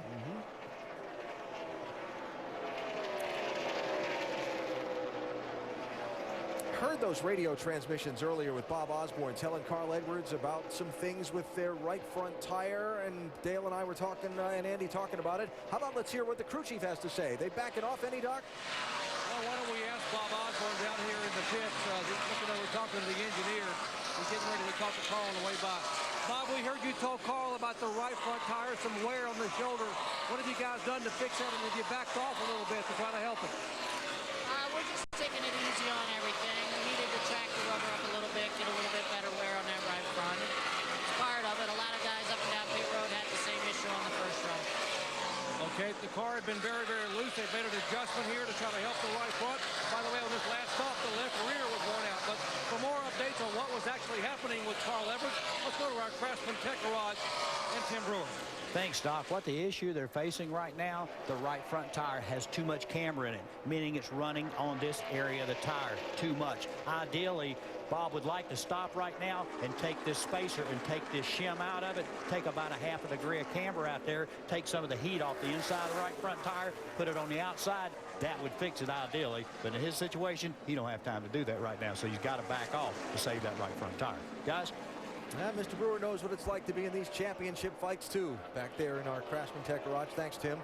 Yeah, that's one part of the setup that's really kind of locked in. I mean, you could come down pit road and change it, but it would take you a long time. You'd probably lose a lap to try to do it, but it's something you just have to live with and try to adjust around it. That's what you try to do when you have something like that, is just try to adjust your car around it to try to take care of it. Yeah, and something else in listening, Doc said that wore the left rear tire out, which wonder if it's a little too much wedge in the car right now.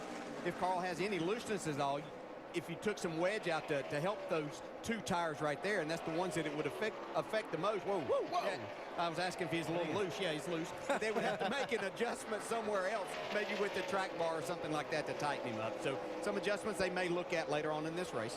Yeah, one thing that's happening right now is the track is getting shaded all the way around. The track temp's coming down, and that's changing some of these cars. So across halfway in this race, it is Tony Stewart who is out in front. Stewart has led 58 of the 176 laps, make it 177 so far in this race. There's Matt Kenseth, who's led the most laps so far, running second now. He's been out in front for 87 of the laps. You see, Matt has only been cycled down when they've made those green flag pit stops during the race. Solid job today by David Reagan. He's been solid all day long. One of his favorite racetracks, and he really wants to make something happen. Here comes Carl trying to get some points back right now. 1 point. Makes that pass. That is 6th place he took away from Brad Keselowski. Well, we'll see if the track conditions come to them. You heard Bob Osborne say they were saving everything. He didn't specifically reference they were concerned about the right front tire, but he said they were saving everything. Yeah, and it makes you wonder. We saw this 2 car going forward earlier as the sun was out, and as Andy just pointed out, we're getting a lot of shade here now, so is it affecting the handling of that race car as he slips and loses a few spots? A dead heat and points on that lap. Check that out. That is fun. Brad Keselowski, speaking of him, let's get an update on him. He fell back, moved forward. Where's he at now, Doc? Well, the cloud cover and the sun going away has certainly been his undoing. The car was great about 10 minutes ago, and now he said the car is super. He only used 2 supers, 2 super loose, guys. He said it absolutely from the center of the corner off, he can't use the throttle. Unlike Biffle, who used 3 really looses earlier. Thanks, Doc. You can see how Brad's fighting that steering wheel, and that he said he was loose earlier in the race when he went to the throttle to get off the corner. And that can really cause you a lot of problems because you got these long straightaways, and if you can't use all the throttle and you're turning the steering wheel right, you can't carry that speed down the straightaway. Boy, it's really stressful as a driver, too. A loose race car here, trying to keep up where you have a little harder grip on that steering wheel. A little white knuckle, huh? Yes. Brad was 4th before. Now you see back in 7th position. We're kind of taking you back through some of the top front runners. We got back to Jimmy Johnson, and we jumped off to catch that fight for position. Johnson fell back, moved forward, fell back, and now you see he's restarted 12th, and he's charged up to 4th in this run. Of course, the Jimmy Johnson Hendrick Motorsports team is all the Hendrick team thinking about Rick Hendrick, their team owner. Rick and his wife Linda involved in an aviation accident at the beginning of the week down in Key West, Florida, when the plane they were flying on's brakes failed upon landing. Rick suffered some broken ribs and a broken shoulder blade in that. Checked with the team today. He is still in a medical facility in the Charlotte area, helping manage the pain and so on, but is doing fine. His wife Linda is doing well. The pilots were uninjured in the accident, and everyone sending thoughts of support for Mr. Hendrick as he recovers from that incident earlier this week.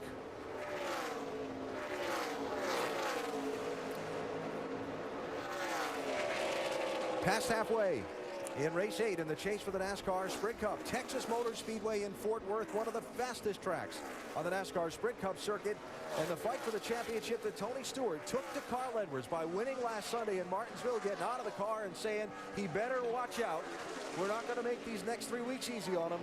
He's backing up with actions today here in the Lone Star State. Stewart out in front of this race while Edwards runs in 6th position.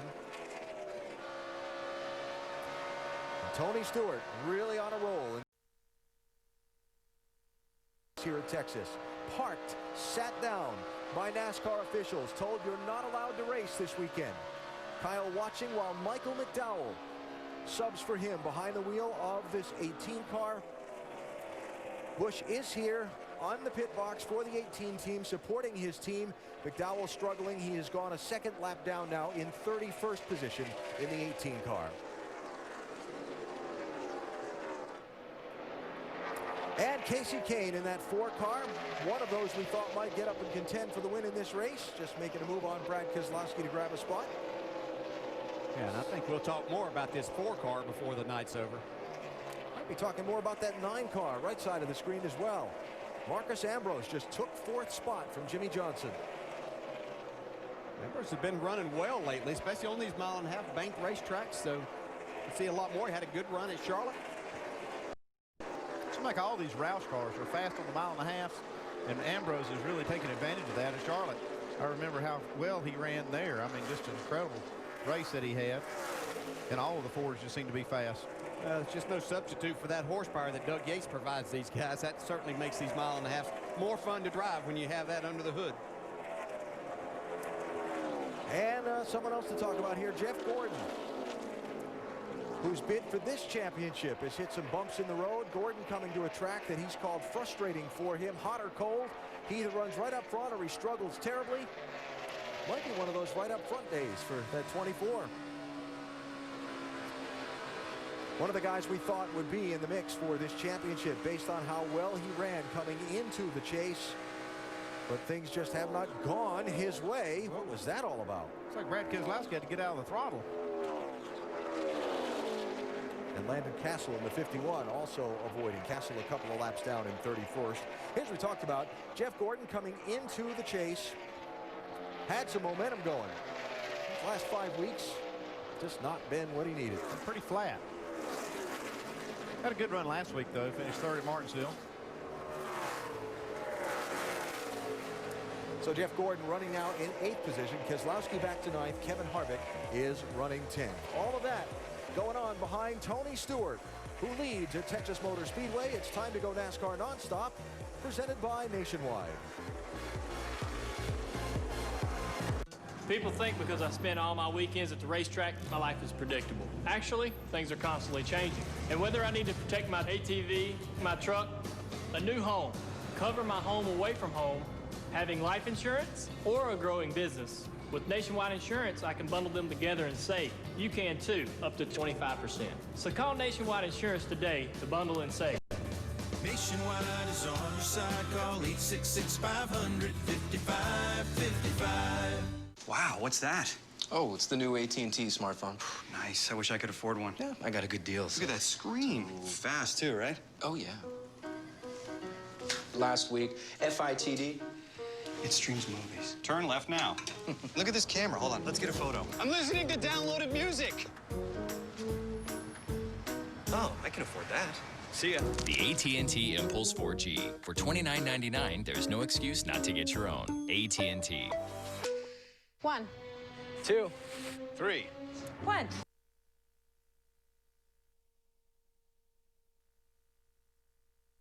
Cash Rewards credit card. Earn 1% cash back everywhere, every time. 2% back on groceries and 3% back on gas. Automatically. No hoops to jump through. It's as easy as 1, 2. 3. 1. 2. 3% cash back for the things you buy most. The Bank AmeriCard Cash Rewards card. Apply online or at a Bank of America near you. Must have been great to see all those drivers back in the day. Son, it was. I have memories when I was your age, watching the legends battle it out every week.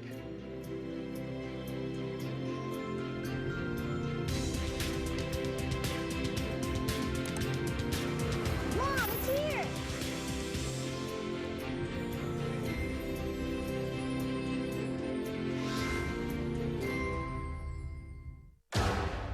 This year, winning means more, and Jimmy Johnson would do anything to win. He'd take 2 tires instead of 4 with laps to go. He'd wait till the final turn to make his move. He'd lock another driver in a porta potty and then go eat a steak sandwich. He'd even sleep in his car to be first at the track. If it would help him win, he'd do it. Because Jimmy Johnson would do anything to win.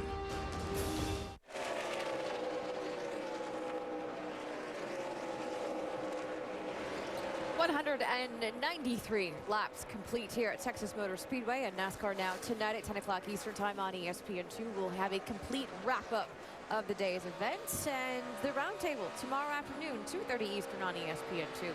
Next weekend, we head to Phoenix. It's the NASCAR Nationwide Series at Phoenix, 3 o'clock in the afternoon on ESPN2. And, of course, Sunday, it is race 9 of the Chase, 2 o'clock Eastern on ESPN. And next Sunday night, it's the Automobile Club of Southern California NHRA Finals, 7 o'clock Eastern on ESPN2. As you saw on the NASCAR Nonstop, no changes.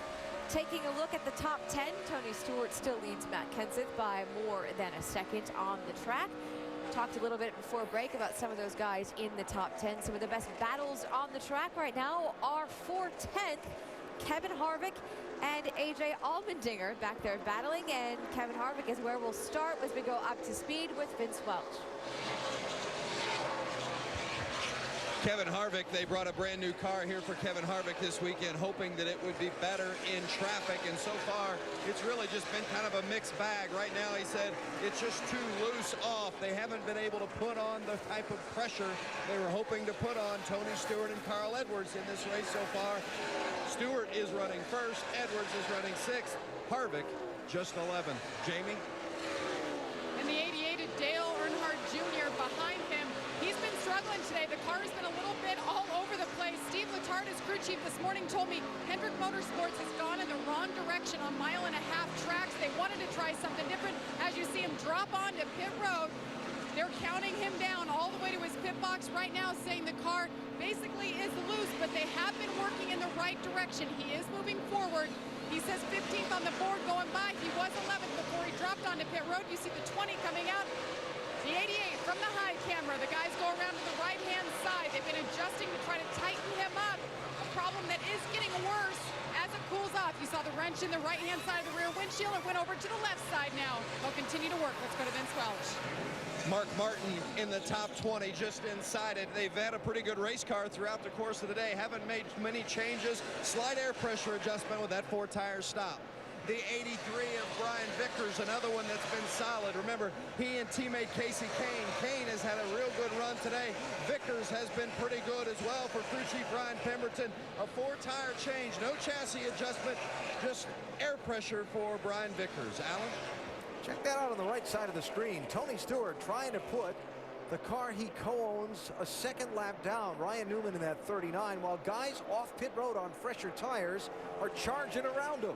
Yeah, I think I'd just say the heck with it. Come to pit road myself at this point, just to stay out of the hornet's nest. Greg Biffle lost a good bit of ground in that last run, Doc. Indeed he did, but he said finally the car was better the way I wanted to drive it. In fact, they took a huge swing last time, put 3 rounds of wedge in, and he said take a round and a half out now. The car is really tight in the middle. They have finally been able to help Greg where he can drive the race car. Unfortunately, he lost a lot of ground. Now Biffle completing his pit stop up behind him. Great run today of Regan Smith, the winner this year at Darlington. Remember, they have Earnhardt Childress Racing engines, good horsepower, car a little bit loose on exit. Vince Welch.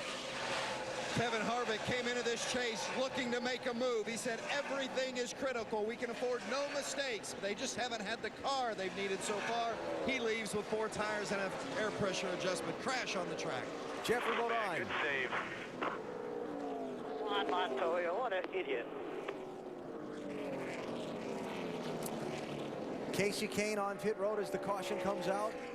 Jeff Gordon. Denny Hamlin. And A.J. Allmendinger. That's Ryan Newman. Second caution of the race. We heard a snippet from the Bodine radio there. Something about Juan Pablo Montoya. Looks like he may have blown a left front tire on the 36 car there. I don't know if he made contact with Montoya and caused that. Well, Montoya's got some pretty good right front damage. Oh, what car was that? That was Andy Lally in the 71. That tire casing went up underneath.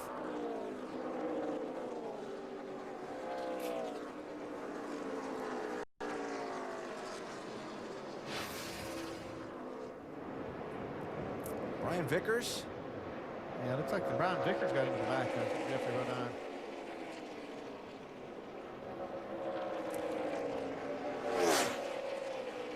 Yeah, turned him right into Montoya.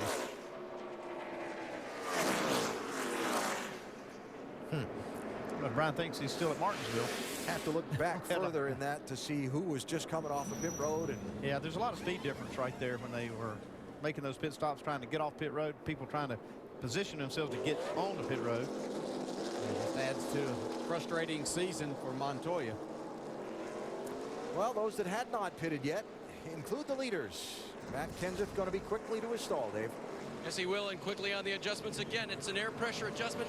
They're going to take air pressure out of the right side tires, reduced from what it was before. Matt said it's still just a little bit tight across the center of each corner. Vince?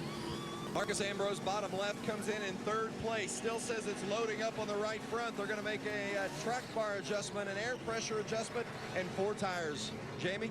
Should be a very quick stop for Tony Stewart. No chassis adjustments. Says he's loose on exit. They already made the air pressure adjustment. 4 tires, wipe the grill. 14 flat, actually a little bit longer, Doc. Right bottom car levers, and I'm a little bit free in both ends. That's where I'm losing ground. The air pressure drop in both rears, quarter out in the right front, and they drop the track bar. How about that? Kenseth's crew usually spot on. Couple of spots lost there. Yeah, just a little bit off on that pit stop. And Marcus Ambrose going to come off the pit lane second.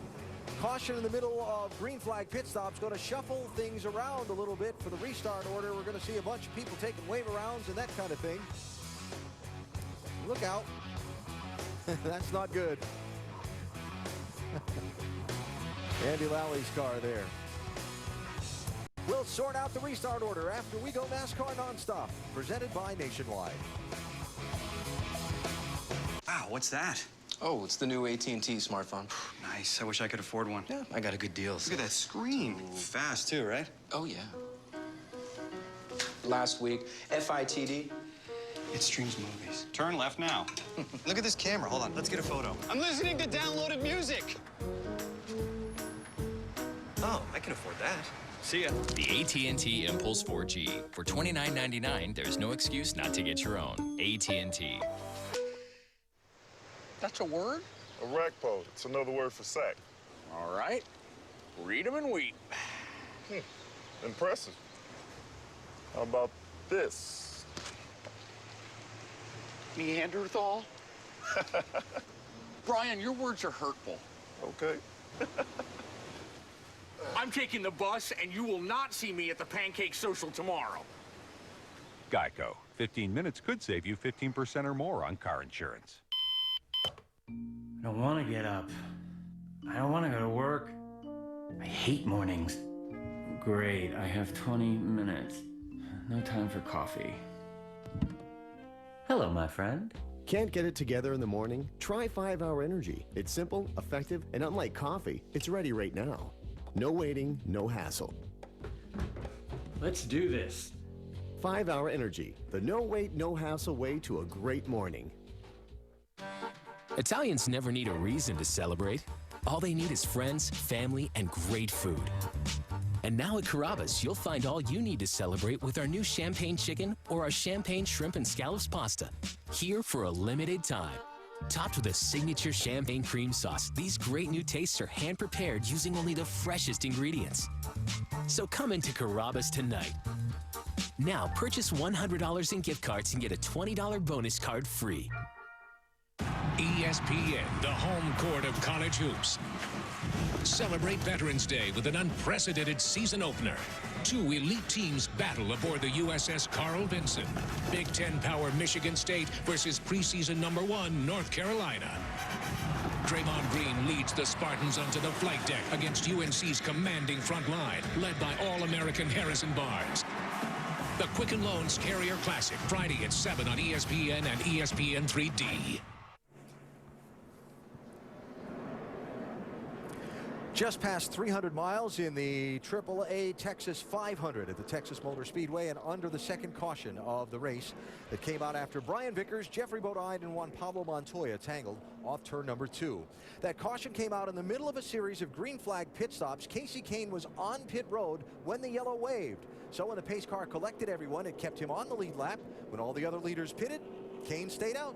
He is going to be the new leader of this race, with Tony Stewart running right behind him when we get set to go back to green. NASCAR Sprint Cup Series at Texas is brought to you by Lowe's. Lowe's, never stop improving. And as the sun gets lower in the sky and the shadows now completely just about envelop this Texas Motor Speedway, the lights will be on soon and the conditions will continue to change and challenge these drivers and crew chiefs as we head through the concluding 200 miles of this race. Double pit stops under this caution for Kevin Harvick and Jimmy Johnson in the 29 and 48.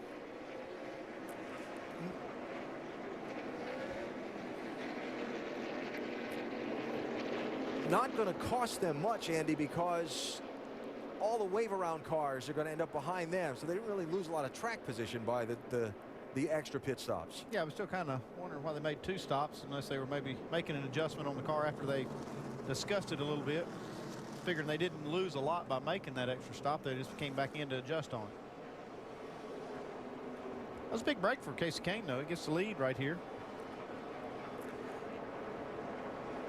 All right, Kevin Harvick talking about a second ago, by the way, was the first car a lap down at that caution. Had just pitted under the green when the yellow came out, so that gives him the Aaron's Lucky Dog free pass. He is back on the lead lap, made the extra pit stop, and is now getting ready to restart at the tail end of this field, Vince.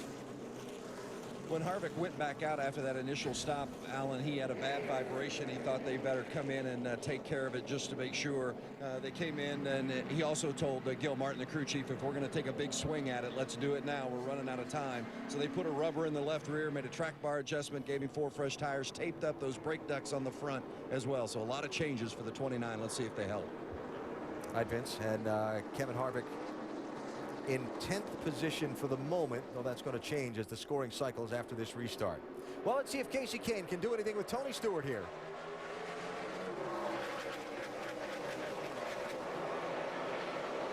No, big bottleneck here.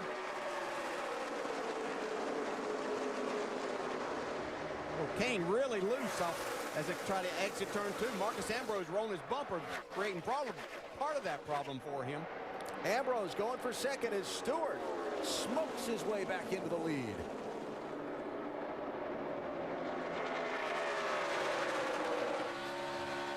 Ambrose to second. Reagan and Kane fight for third. Matt Kenseth and Edwards trapped right behind them.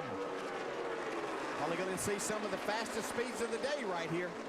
Drivers on fresh tires, cool racetrack.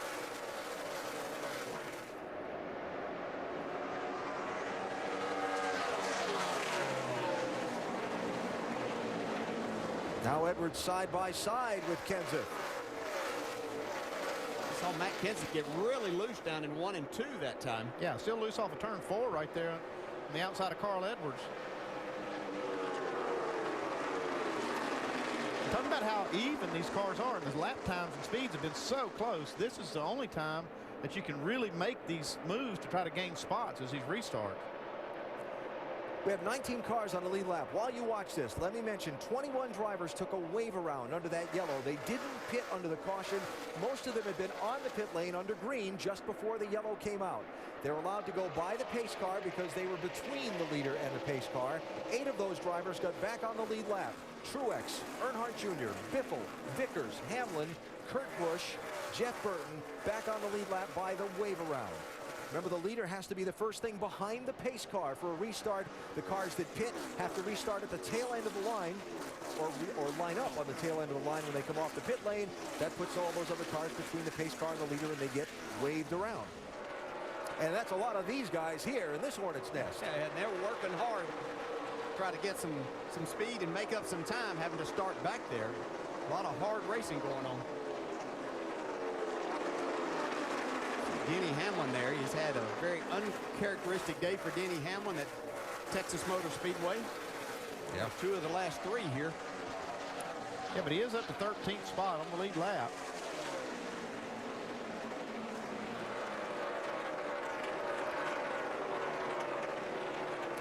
'38 car is not on the lead lap. It's Travis Kvapil. He's back in 35th spot. Joey Logano in the 20 has had a tough day as well and is not on the lead lap. He's a couple laps down in 32nd, while Hamlin and Biffle try and race their way through. Yeah, Biffle back in 14th after starting on the pole and leading a good portion of the first 100 laps of this race. And Jeff Gordon trying to move to the front. Remember, Gordon just coming down pit road when the caution waved, had to drive through without stopping to make sure he stayed on the lead lap, then come back in and pit again. Just not quite on the pit lane enough to take advantage like Casey Kane was. Now, you talk about that wave around rule, which we've had for a while now, but it used to be years ago that all of those cars that took this wave around would have started in front of the lead lap cars, actually the leaders. It really made for some interesting racing, I'll put it, at times, especially if you were the leader trying to get through those cars. Yeah. How about chaotic? Yeah, chaotic. That's good, yeah, and much less of that now. Most drivers appreciate this a lot more. Jeff Gordon picks up another spot. 7th place for Gordon.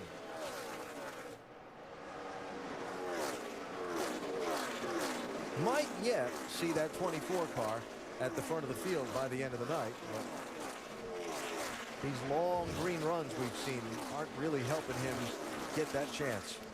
Yeah, Tony Stewart's trying to make sure nobody else gets to the front. Very impressed with Tony Stewart and the way he's been able to handle all of this. See Regan Smith having a pretty solid day still. 78 car. Clint Boyer there, 33. Saw him have some troubles earlier. And Mark Martin in the 5, announced here this weekend. And Mark will go to drive for Michael Waltrip Racing next season in the 00 car. Talked about David Ruderman earlier getting notice that he would not be back in that car. Mark Martin will go there and drive that car in 25 races for next season, with Michael Waltrip driving in another 5 in that 00 car. Look at Ruderman, who started at the back of the field. Hey, Gordon's car looks the best I've seen it all day during this run. I watched him through the middle of the corner. He's really making some speed. And the counter to that, Matt Kenseth may look as bad as we've seen him look all night so far. It kind of probably has to do somewhat with the changing conditions of the racetrack here right now and how they were set up and what part of this race they were looking to do. You know, when they ran here earlier this year, Matt Kenseth, that was a day race and everything through the afternoon, and now Matt struggled a little bit as these temperatures have cooled their racing surface down some. Speaking of temperature, better watch the water temperature gauge on that 17th car with that piece of paper or something across the grill opening. There's your track temperatures, Andy. Yep, starting down. This is when this track's going through a little phase. Everybody needs to be paying attention how their cars are handling now so they can get them adjusted up for the end. 117 laps to go. At least another pit stop or two as we go NASCAR nonstop, presented by Nationwide. Why would any fun-loving, red-blooded, all-American male give up watching football to upgrade his headlights? Because Silver Star Ultra headlights from Sylvania are up to 50% brighter and let you see up to 40% farther and up to 50% wider. But more importantly, because of who is behind the wheel. Thanks, Dad. See farther, see wider, see better. Silver Star Ultra headlights from Sylvania.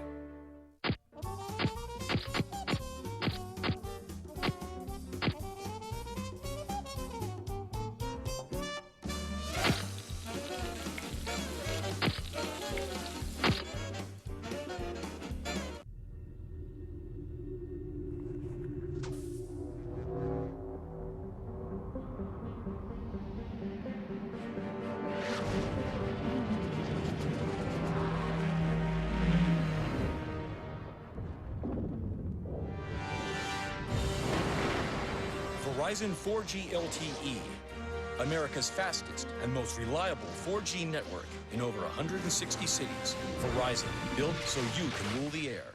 IHOP's holiday hotcakes, white chocolate chip mint, pumpkin praline, or sweet eggnog. A good meal. Hey, happy holidays, Bob. Makes your whole day. IHOP's holiday hotcakes starting at $4.99. Make it an IHOP day. Welcome to Las Vegas. Please proceed to the baggage claim on the lower level. Yeah, NASCAR is back all right. Be there when the cars and the stars return to Las Vegas to celebrate another great year of racing. The 2011 NASCAR Sprint Cup Series Champions Week. Fast, fun, loud, perfect. Monday, two conference rivals in a critical matchup. Jay Cutler has the Bears offense rolling, led by dual running and receiving threat Matt Forte.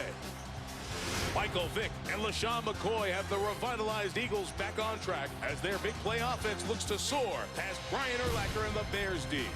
Both teams determined to stay hot under the Monday Night Lights. ESPN Monday Night Football. Bears-Eagles at 8:30.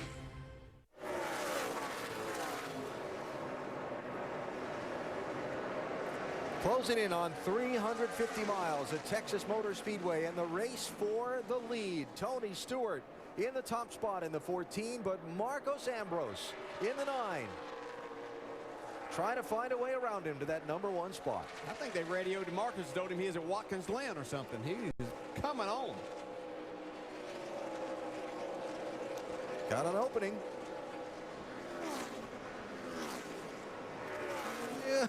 Not quite. Yeah, this is a team that we've seen be really solid on a lot of the ovals. Have really good performances. See if they can finish it off. Now, they haven't been able to do that very often. Seems like that there's just one little segment where they get off after having solid days. What a great story Ambrose is. From Australia, Tasmania specifically, champion in the V8 Supercar Series, their major form of racing down under.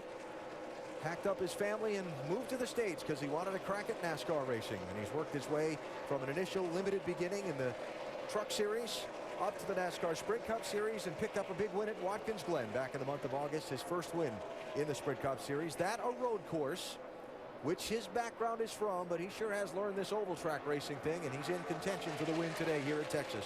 Marcus is good everywhere. I mean, he's just a good, aggressive race car driver, and he wants it bad. Yeah, he had a good run here back earlier this year, finished 6th, so this isn't surprising. Been talking a lot about champions and championships. got a lot of champions going to be featured on ESPN's Monday Night Football in the coming weeks. This week on Monday Night Football, Jay Cutler and the Bears face an Eagles team looking for a third straight win. It's Bears-Eagles. Should be a good one.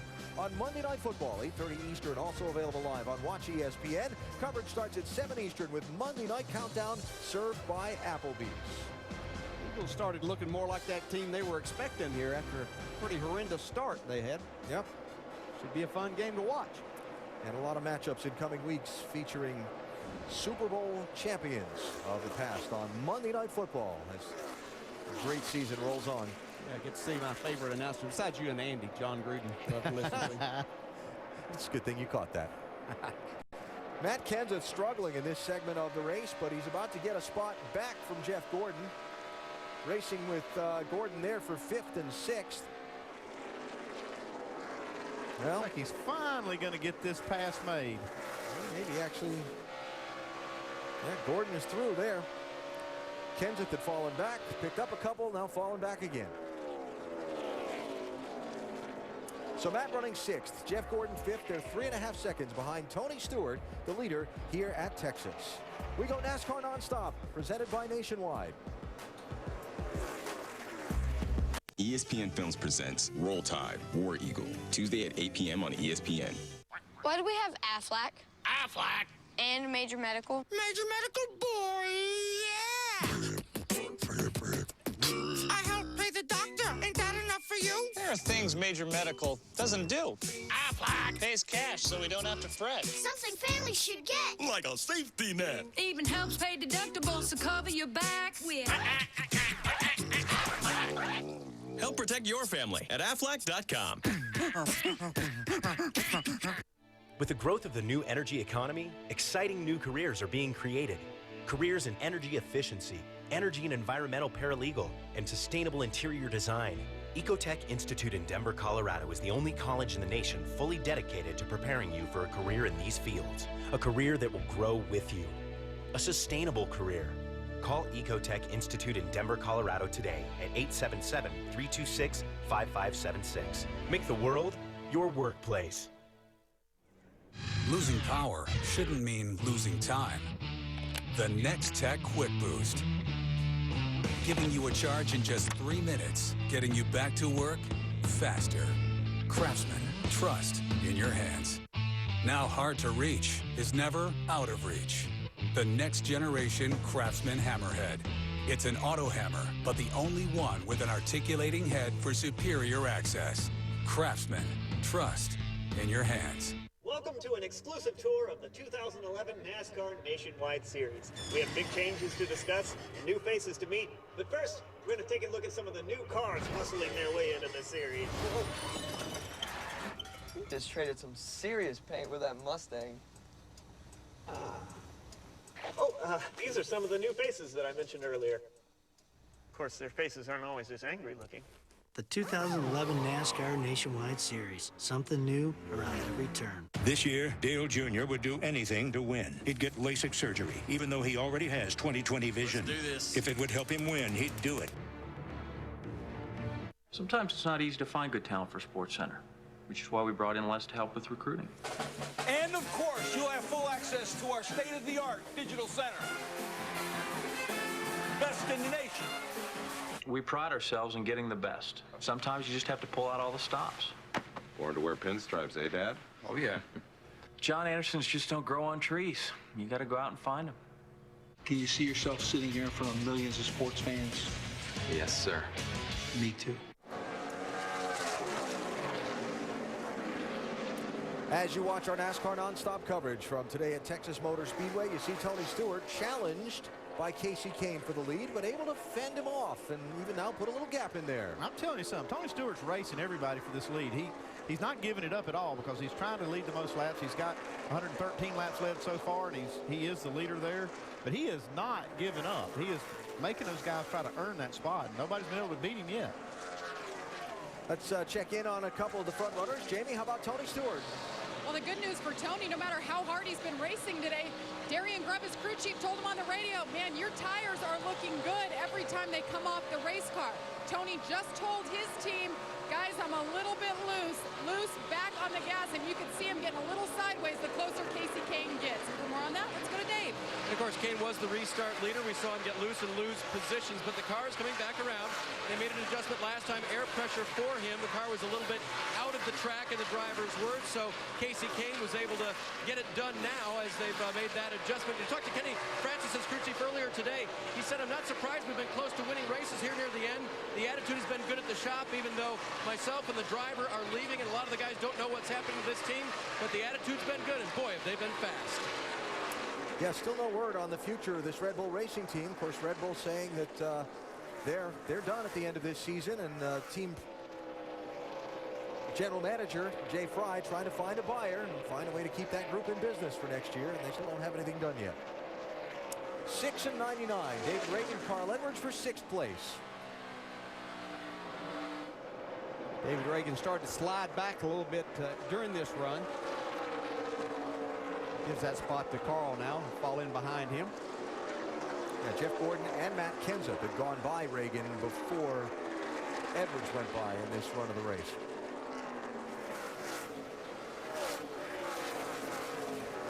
Carl running well today, 6th place. But Tony Stewart leading a lot of laps. It's getting interesting, but still a long way to go in this one. Talking about Reagan slipping back, Jamie, what are they saying? Well, he's saying, guys, I'm just free in the middle and under throttle. And they said, Drew Blickensderfer, his crew chief, just cheerleading, telling him, stay there. We can't lose any more positions here. We'll get you fixed up. And they're talking about pitting within the next 10 laps. Thanks, Jamie. Solid drive so far today for David Reagan. And right behind Reagan is A.J. Allmendinger in the 43. Speaking of solid drives. Nice job by the 43 team today, Vince. And I tell you what, when you look at what Greg Irwin, the crew chief, and A.J. Allmendinger have done since they got together at the Brickyard, it's been impressive. We got a crash, and it's the 5-time champion, Jimmy Johnson. In the grass on the front stretch off of turn 4. He was running in 9th position at the time. There you go, right here, 4 tires. Didn't have to go far to his pit stall. He spun down through the grass. Just drove right over to the pit stall, get 4 new tires. Let's go, go, go, go, go, go, go. Come on. Well, he's going to get 2. Maybe Let's go, come back let's go, for the let's other go, let's 2. go. Trying to beat Tony Stewart to the line. Looks like he did. And that line, start-finish line, extends all the way across to pit road there, too, and it looked like that Jimmy was just ahead of him. Yeah, he did beat him to the line. Seeing here if Jimmy Johnson is sent back around the pace car by NASCAR. What they were trying to do is just change those tires. What happened here? Like he just spun off of turn 4. That happens even to the best. Get a loose race car, hard to handle.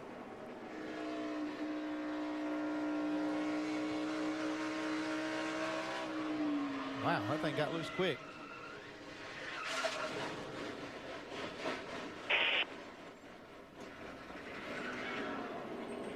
Hey, come out of the pit box right here, just straight up. Yeah, I guess. Wow. Jimmy was able to beat Tony Stewart to that scoring line in the center of pit road and does stay on the lead lap.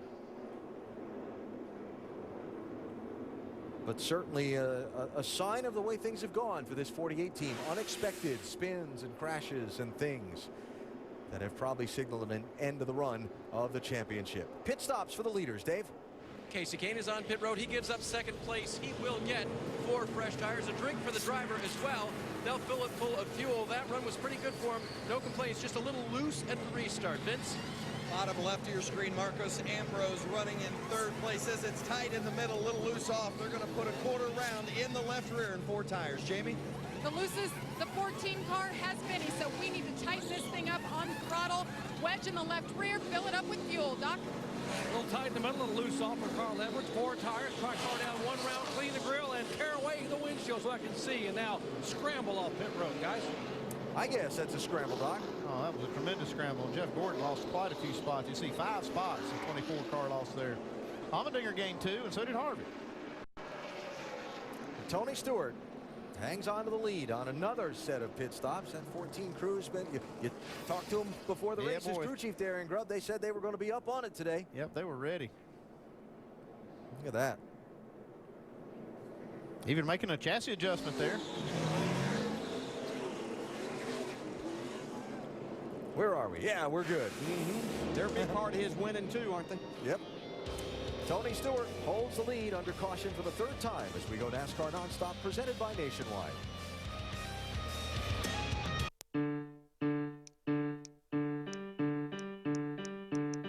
You'd be shocked how much data you use in a month. Email, status updates, finding your way, uploading photos, downloading an app, and another app. Kilobytes, megabytes, gigabytes, all stacking up until you reach your limit. And what happens if you go over? With Sprint, you don't have to worry. Only Sprint offers truly unlimited data. Introducing Porter Cable's 12-volt max system of lithium-ion cordless tools. Loaded with exclusive features. They're lightweight and compact, so you can move easily from task to task. The compact 2-speed drill is a fraction of the size and weight of an 18-volt drill. The impact driver delivers 950 inch-pounds of max torque at 2,400 BPMs. The innovative oscillating multi-tool is ideal for all types of projects. The clamp saw's 0 to 3,000 SPMs and unique adjustable clamping shoe allows for cutting up to 2-inch diameter material one-handed. The handle even pivots so you can work in tight spaces. And the 12-volt lithium battery is interchangeable with other Porter Cable 12-volt system products. Porter Cable, quality tools since 1906.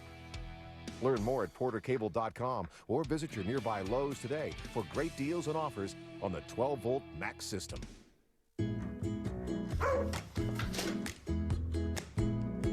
I just wanna be okay, be okay, be okay. I just wanna be okay today. I just wanna know today, know today, know today. Know that maybe I will be okay. Know that maybe Travelers can help you protect the things you care about and save money with multi-policy discounts. Are you getting the coverage you need and the discounts you deserve? For an agent or quote, call 800-MY-COVERAGE or visit Travelers.com.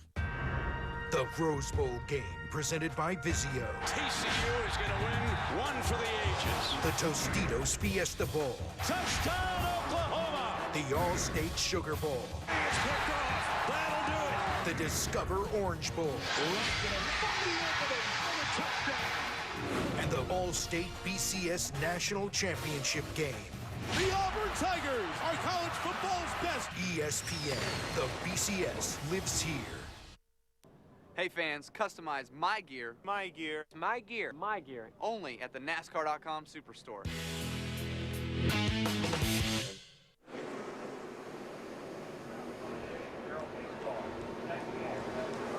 Getting set for the restart here in Texas. ESPN is conducting a multifaceted initiative across its U.S. media platforms entitled America's Heroes, a salute to our veterans. Sports-related stories about our troops and veterans will be included in shows and special events taking place. Support our troops and wounded warriors, home or away, as well as their families by going to www.giveuso.org to donate $10, or text GiveUSO to 50555 to donate $10. Your support providing free phone cards or holiday packages of needed items, or to help build Wounded Warrior Centers. 90 laps to go, green flag. Tony Stewart chose the outside lane for this restart. I think he learned something from racing that 4-car earlier, that he wanted to be on the outside because he was able to hold off Casey Kane when Casey tried to pass him on the inside. Matt Kenseth looking for a way around Kane. Going to be inside, going to be outside. Matt Kenseth really the only driver that could keep Tony Stewart from getting that bonus point of leading the most laps here today. That would be a benefit to him and his teammate Carl Edwards if he was able to do that. Saw Jeff Gordon lose 5 spots on that pit stop, Andy. The report up from pit road is they dropped some lug nuts. They had to stop and reinstall on that 24. Oh, man, that was a tough break because they had made a good charge up into the top 5. Speaking of charge, Carl Edwards around Marcos Ambrose for 4th. Can that 99 charge back to the front? Well, it's getting time to do that if he's got anything left in that car today. Look at that. 1 point as they run. Edwards and Stewart. Remember, it's 1 point per position on the track. The difference between first and second, though, is 3 points, plus a point for leading a lap, plus a point for leading the most laps. Right now, as they run with 88 laps to go, it's 1 point, 1 place on the racetrack. See, at the end of that group, that first 5 there, Kevin Harvick's shown back up in that 6th position. See if he's got his car adjusted for the nighttime racing here. Just a little while ago that Harvick got trapped by the caution flag, got the free pass. Now Vince, he's back up in the top 10. Well, and they have worked on their car, and they knew that if they could get it in some cleaner air, they felt like it would be better. He's been in traffic most of the day. Kevin radioed, I think we're pretty good. Gil Martin, his crew chief, confirmed lap times are great. Let's go to work. Yeah, well, Harvick and that team have shown a knack for showing up at the front late in races. And late in this race, they're up in 6th position. While we watch Casey Kane try and find a way around Tony Stewart for the lead, let me mention Jimmy Johnson by cutting across from where his car came to rest in the infield grass to his pit stall. That's a commitment line violation. He had to restart at the back of the line. Johnson running in 20th place, last on the lead lap at the moment. And also just want to mention that we were talking about the USO and supporting our troops before. Got a group watching our race today live from Iraq with the Army's 1st Battalion 12th Cavalry Regiment out of Fort Hood here in Texas, all having a watch party right now overseas in Iraq. We thank you for your service. We salute you, and we can't wait to have you back home. Yeah, thanks, guys. Enjoy the race. Yeah, absolutely. Have a great time and get home safe very soon. Greg Biffle started on the pole in that 16 car. We saw him struggle in the middle section of this race. Now he's trying to find a way back forward, but he's got a lot of ground to make up. He's back in 14th place right now is that 16 car. I see another that's lost some ground too is Brad Keselowski, who's up in the top 5 for a good portion. He's battling with that spot, that 13th spot, Greg Biffle. Keselowski's lost 4 spots since the restart in that 2 car.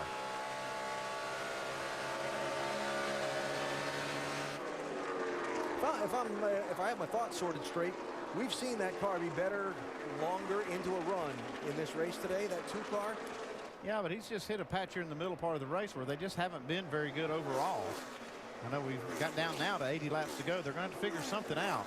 They've been pretty good at that. I mean, figuring out how to get the car right at the end of the race and closing strong. The time's running out today. What are they fighting right now, Doc? It's amazing, Andy. The car was really good, you know, as you said, in the middle part of the race. And then when the track started to cool off, they got loose. They tried a track bar adjustment on lap 202. Didn't help much. He went backwards. They put some wedge in it on lap 241, the latest stop. It hadn't helped much. The car still loose. They're hoping that maybe as the fuel burns off, maybe the track changed a little bit. It'll get a little better. Right now, he's just hanging on, trying to hang into where he is in the top 15. Yeah, I think he was able to deal with that problem that he had by moving all the way to the top of the track earlier, but I don't think that's working for a lot of guys right now. And for 3rd place, Carl Edwards, going by Matt Kenseth. Maybe Carl's just been kind of hanging out a lot of the day, as you said, taking care of that right front tire issue they're talking about they may have. Time to go. Heard a couple of radio calls from crew chief Bob Osborne to Carl in the car after pit stops earlier in the race that they were some concerns about perhaps some specks of chunking out of their right front tire. Carl dropped back a little bit in the middle of the race. Time to go. Can't let Tony have all the fun today. That's right. So Edwards up to 3rd position, 2.1 seconds behind leader Tony Stewart. As we go NASCAR Nonstop, presented by Nationwide. Hey, everyone's eating tacos outside Bill's office. Do you think that's some information I would like to know? I like tacos. You invited Eric? I thought Eric gave you the creeps.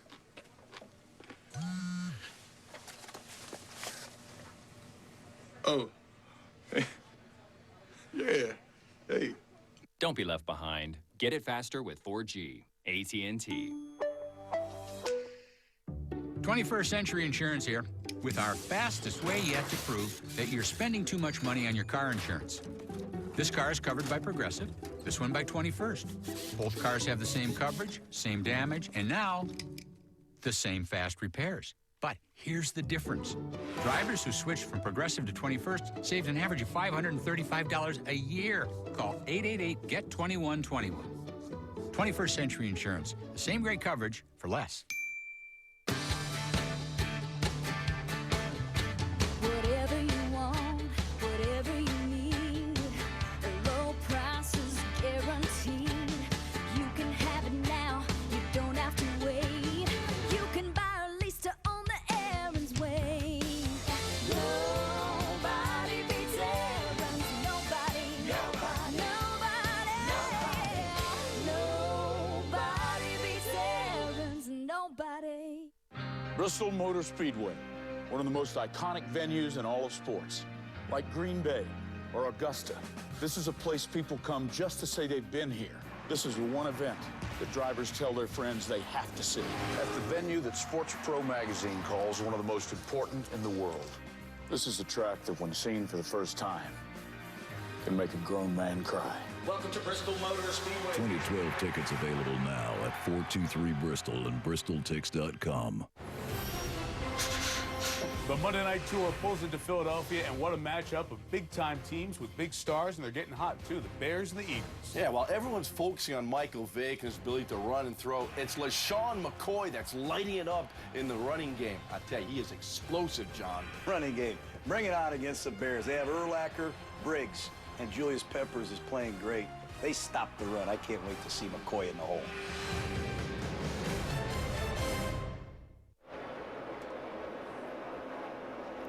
Back to Texas, 259 laps complete. As you saw in NASCAR Nonstop, the leader of this race is still Tony Stewart. NASCAR Now will have a complete recap of today's race tonight at 10 o'clock Eastern on ESPN2, and then of course the Monday Roundtable at 2 o'clock East, 2:30 Eastern on ESPN2.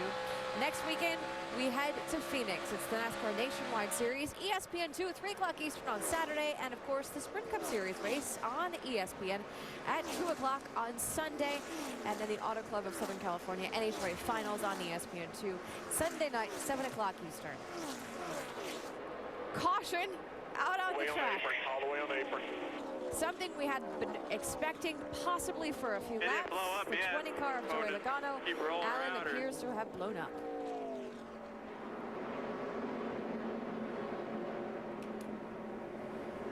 So the fourth caution of the race for Joey Logano. 73 laps to go. Leaders all just in with a restart at 90 to go, a minute ago. What are you doing there, champion crew chief? Well, we're going to come in and get tires and still make one more pit stop. Anybody get two now? Possibly. You might see a little strategy. Joe Logano ran 100 laps in practice. That was the third most of anybody. His engine blew up. I know it's 73 laps to go. He probably couldn't have limited that much practice, but put quite a few miles on that engine in practice. And while we watch what happened to Logano right there, Jamie McMurray had taken his car to the garage area just a few laps ago under the green flag with what looked to be some smoke trailing from behind it. That's the fifth engine failure in a race for Joe Gibbs Racing this year. Been a theme. The reason why Denny Hamlin was pushing so hard for them to switch from the in-house engines to the Toyota Racing Development engines that 11 team's been using. Well, Carl Edwards made a run in that short run up to third. Now the caution allows him to erase that 3-second deficit he faced to Tony Stewart. And pit road open there. You see that NASCAR officials signaling when they're kind of pointing down at the pit lane, telling the crew chiefs and the crew members that pit road is open this time. I think Tony Stewart and his team dictate what everybody else does here as far as coming on to pit road. Going to see some two-tire stops here, Andy? I think we'll see some strategy pulled. But what that is, we'll see. Yeah, we'll see. I don't know. All right, well, we get to look right away because Matt Kenseth will hit his pit stall very quickly, Dave. He will indeed, Alan. It'll be a two-tire change for Matt Kenseth. He said, I can't get in the gas. I need rear grip. It over-rotates too much for the guy giving up fourth position. The four-car Casey King gives up second. They were talking about doing a four-tire change and making an air pressure and wedge adjustment for Casey's car. Not enough side bite. Jamie?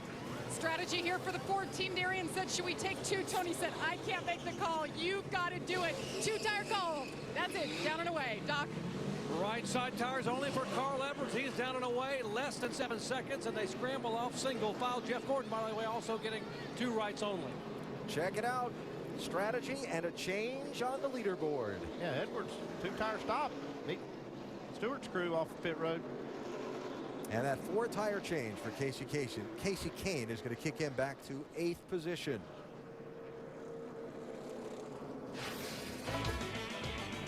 There it is, by that much. Carl Edwards goes back to the lead. We're happy about that. I'm getting excited. Under caution for the 4th time, 71 laps to go at Texas. We go NASCAR nonstop, presented by Nationwide. Restart's going to be fun.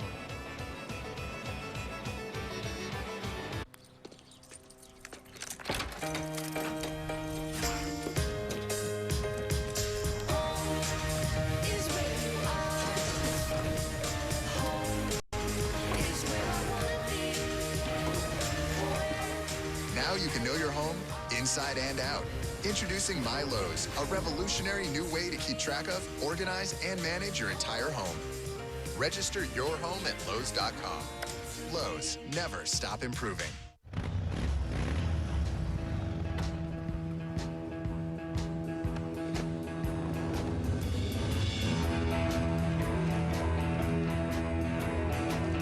What makes us #1 in motorcycle insurance?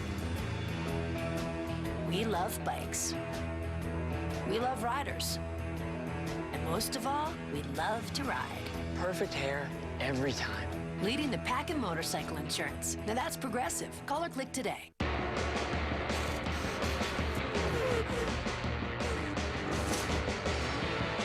At Goodyear, everything we've learned making these tires inspires what we roll into yours. Goodyear, more driven.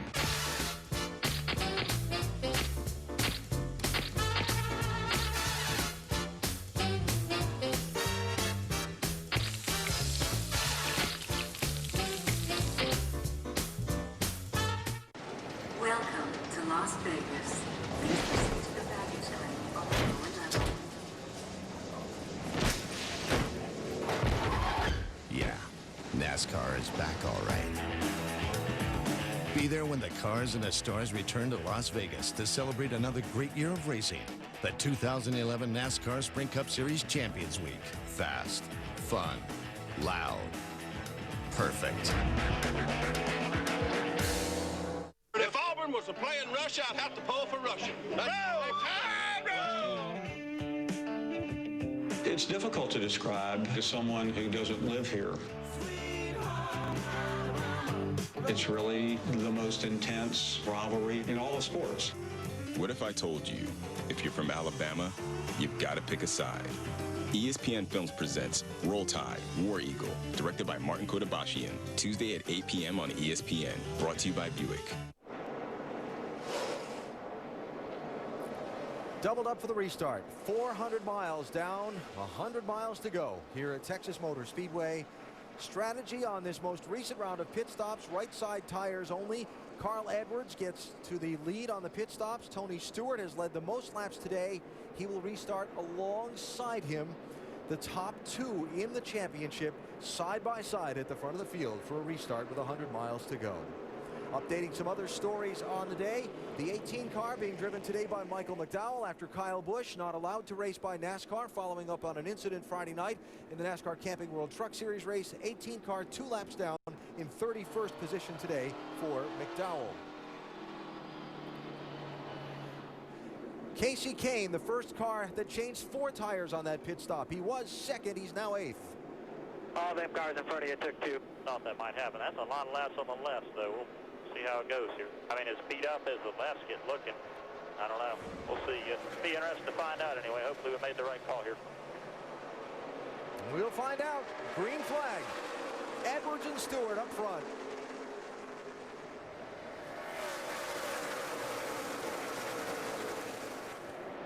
Carl Edwards was ready. He was ready to go, yeah. And that's a good point that Kenny Francis was making about those tires. You know, we heard earlier Carl Edwards wearing out a left rear tire on one of the runs, so this could put a lot on those. It's for 4th and 5th place. Jeff Gordon trying to get around Marcos Ambrose. Gordon losing some track position on an earlier pit stop when they dropped some lug nuts. Now the strategy to try and regain some track position. And there he goes into fourth. Yeah, this is really the closest on a restart he's been to the front, so we'll see what he's got for these first three that have pretty much dominated the front of the field so far today. First side-by-side, Kevin Harvick in the 29, working on Casey Kane in the 4. That's for 8th and 9th spots. Yeah, that comment that we heard from Kenny Francis, the crew chief on that 4 car, it really, I mean, we've heard Carl Edwards wearing that left rear tire out in a long green flag run. This is actually going to be the longest. If this goes green, this is going to be the longest he's put on that left side tire. What are they saying, Dave? Well, or, Andy, he leaves himself that chance. If they do have to stop for fuel one more time, which I think a lot of them will, then he's going to make his 2-tire chance the last pit stop. But the other guys will probably have to put on 4, don't you think? Yeah, that does position you well for that, because it won't be that many laps to the end. And he will be able to do that right side change. If he can get up front and get close enough to these leaders with these 4 tires, that may pay off for him. That's a good idea there, Dave. Still trying to hang on to that spot. Caution flag is just waved. There is just some debris that has been called in by one of the NASCAR spotters up in turn number 3. And so yellow flag number 5 in this race. After we went a long time without a yellow, we've had a few in kind of short order here. That worked out good for the wave around cars that last time. Yeah, sure did. Guys that took the wave around that got back on the lead lap last time: Regan Smith, Mark Martin, Juan Pablo Montoya, and Ryan Newman, who for the second time today took a wave around and now is back on the lead lap. Yeah, he was 2 laps down. Ryan Newman was at one point. And let's also mention, as the officials retrieve the debris, Clint Boyer, free pass on the last caution. Trying to catch up to some of this stuff. Been a lot going on here. You're a busy man. Trevor Bayne got the free pass 2 cautions ago, and on this one it's David Ruderman who's going to come back around onto the lead lap. And the big thing, the significance of all of these cars now, we're going to have 26 once Ruderman gets back on the lead lap, is that if something should happen to one of these front runners, one of these points guys that late in the race, a flat tire or something like that, they're going to lose a lot more positions than what they may have with as many cars as earlier we had a lap down. Yep. Not with us earlier. This race ran green for a long time. There were 111 laps in this race before the first yellow flag waved. Then we went from lap 111 to lap 201 before we got another caution. Any takers? Denny Hamlin from 14th place. Going to be the first one to come down the pit lane under this caution. We go NASCAR Nonstop, presented by Nationwide. 1, 2, 3, 1, 2, 3, 1, 2, 3, 1, 2, 3. With the Bank AmeriCard Cash Rewards credit card, earn 1% cash back everywhere, every time. 2% back on groceries and 3% back on gas. Automatically. No hoops to jump through. It's as easy as 1, 2, 3, 1, 2. 3% cash back for the things you buy most. The Bank AmeriCard Cash Rewards card. Apply online or at a Bank of America near you. Congratulations. Congratulations. Congratulations. Today, the City of Charlotte can use Verizon technology to inspire businesses to conserve energy and monitor costs, making communities greener. Congratulations. And buildings as valuable to the bottom line as the people inside them. Congratulations. Because when you add Verizon to your company, you don't just add, you multiply. Verizon. IHOP's Holiday Hotcakes. White chocolate chip mint, pumpkin praline, or sweet eggnog. A good meal. Hey, happy holidays, Bob. Makes your whole day. IHOP's Holiday Hotcakes starting at $4.99. Make it an IHOP day. Atlantis. Save up to 60% on winter travel with our early booking special. Plus, receive up to a $400 airfare credit. Discover Atlantis. Hurry, last week to book. Why do we have Aflac? Aflac. And Major Medical? Major Medical, boy, yeah! I help pay the doctor. Ain't that enough for you? There are things Major Medical doesn't do. Aflac Pays cash so we don't have to fret. Something families should get. Like a safety net. Even helps pay deductibles to cover your back with. Help protect your family at Aflac.com. This year, winning means more, and Jimmy Johnson would do anything to win. He'd take 2 tires instead of 4 with laps to go. He'd wait till the final turn to make his move. He'd lock another driver in a porta potty and then go eat a steak sandwich. He'd even sleep in his car to be first at the track. If it would help him win, he'd do it. Because Jimmy Johnson would do anything to win. Hey fans, customize my gear. My gear. My gear. My gear. Only at the NASCAR.com Superstore.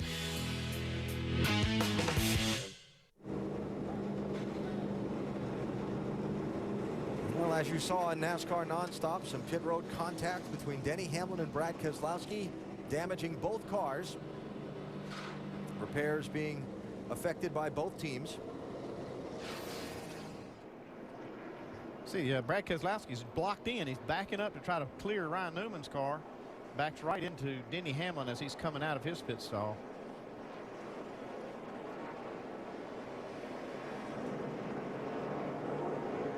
And then the repairs being made by both teams. Doubled up for the restart. Tony Stewart running second to Carl Edwards. Tony's our in-race reporter today. Hey, Tony, Dale Jarrett, you got us? Yeah, man. I know you're getting ready for the green flag, though. Been a pretty good day for you. How's this car on 2 tires? It's not quite as good as it is on 4, so we'll just see what we can do here. If I can get the jump on him, I think we can hold him off if we get to the lead here. Okay, you've had a great day. Thanks for talking with us. All right, bud. Working that steering wheel hard. Yeah, he's getting his tires scuffed up, ready to go. Staying out under the caution, making sure any little bits of rubber, pieces of oil dry that might be on the track, you get off. Yeah, the tires on the car now are hot from that last run. They didn't change them, so they're picking up rubber. He's got to get those things cleaned off. You can hear him spinning the rear tires. He's working those front tires in. Real important to get that car and the tires ready to go here. Because if you're going to race Carl Edwards for the lead, or you're going to go screaming off into turn 1 at 100-something miles an hour, you'd like the tires to grip as well as they can, thank you. Yes, you're going to go through there almost wide open. You hope. 60 laps to go. Tony got a good start. Remember at Martinsville, the outside pass on Jimmy Johnson on the late restart that won Tony Stewart the race. Man, check out the run Tony got off turn 2. Pretty good when a man tells you what he's going to do and goes and does it, huh? Yeah, he did that. He passed him on purpose right there. Stewart to the lead, Edwards second, Kenseth third, Jeff Gordon to fourth on Marcus Ambrose. And for fifth, that's Paul Menard in the 27. Now, Menard's made a nice comeback today. Getting back on the lead lap now, driving up into the top 5. They took just right side tires on that pit stop a couple of cautions ago to get some track position. Yeah, and there comes Casey Kane in that 4 car. He's got 4 fresh tires. And a big run on Ambrose. Wow. Ooh, see Ambrose, that got him extremely loose right there. He's hanging on. Big bubble of air pushed off the nose of that 4 car like a snowplow throwing snow ahead of it. Yeah, and I should clarify that the 4 cars, 4 fresh tires were from the previous caution. He didn't pit that time, but which are fresher than what all of these cars that he's trying to pass right now as he goes by Ambrose. That's for 6th place.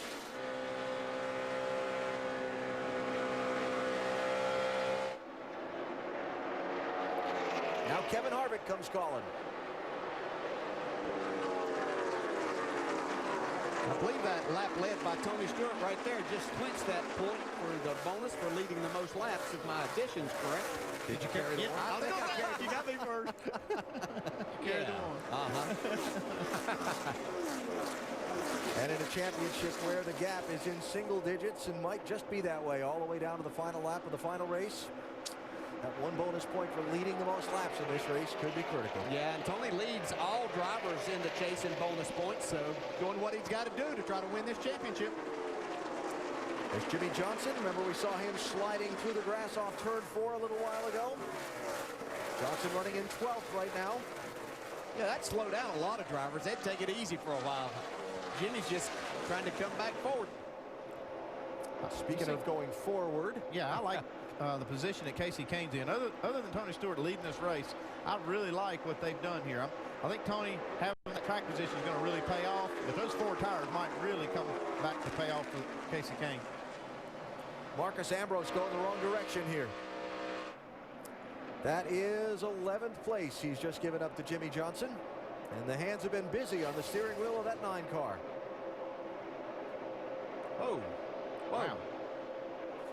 Jimmy says, I know what you're fighting there, brother. I spun off my car off that corner there.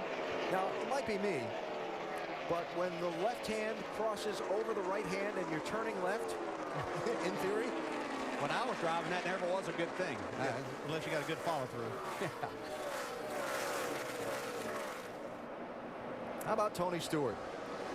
Around the outside of Carl Edwards for that lead. Yeah, Tony Stewart has basically wheeled this race car, I think, once it got in the chase to wins and doing as much as he possibly could. Here's our pole sitter trying to come back forward. Greg Biffle, he's up to the 7th spot now. You know, interesting. We're talking about a lot of guys trying to come back. The lights are on. Track temperature's cooling off. Dale Earnhardt Jr. haven't called his number much today. No, he got up to like that 12th spot earlier on and kind of rode there for a while. And then he got a set of tires that looked like, man, he was going to wreck it any minute I was watching him. So a nice little comeback. Looks like they've adjusted on this car for him now. They're pedaling right there. Jamie, we haven't talked much about Junior today. What have they been talking about down there? Well, he has been fighting a loose car most of the day, but now it's a little bit tight. And that last caution on 271, they took advantage of it. They actually came down and they pitted to free him up just a bit now that it's cooled off, and that car is coming to life. All right, so Junior running in 12th spot. There's Greg Biffle picking up a spot on Menard. That's 6th place. And ahead, Jeff Gordon on the move in that 24. 3rd place on Matt Kenseth. And Casey Kane going to try and follow him through.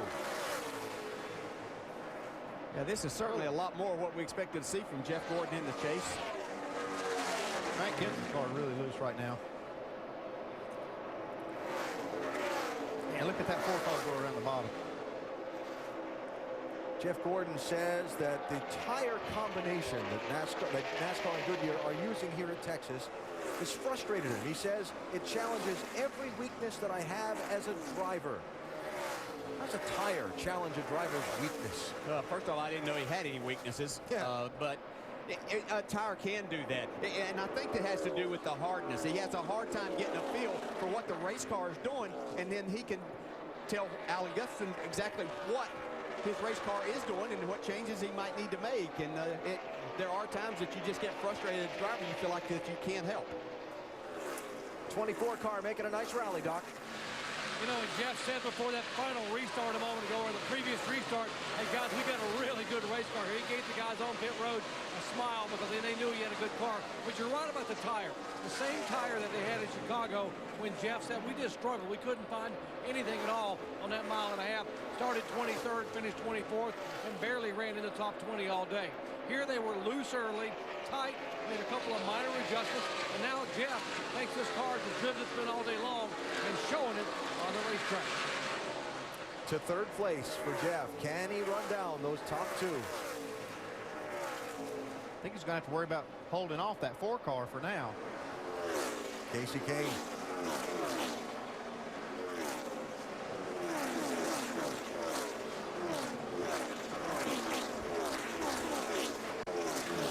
All those cars you just looked at, all on the lead lap. This is Paul Menard, 27. Martin Truex Jr., 56.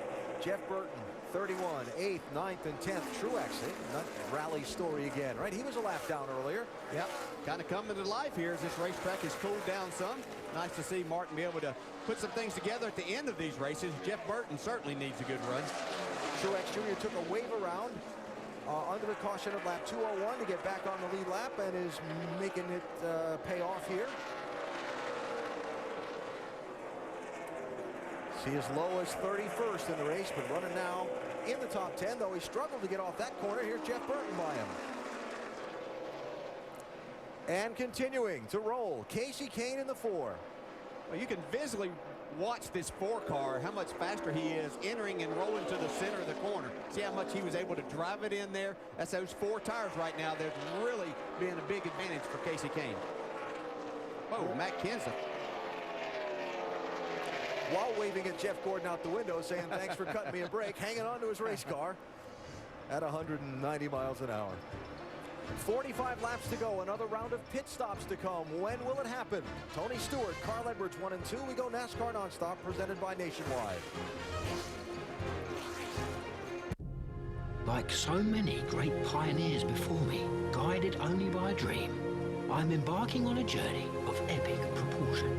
I will travel from sea to shining sea, through amber waves of grain, and I won't stop until I've helped every driver in America save hundreds on car insurance.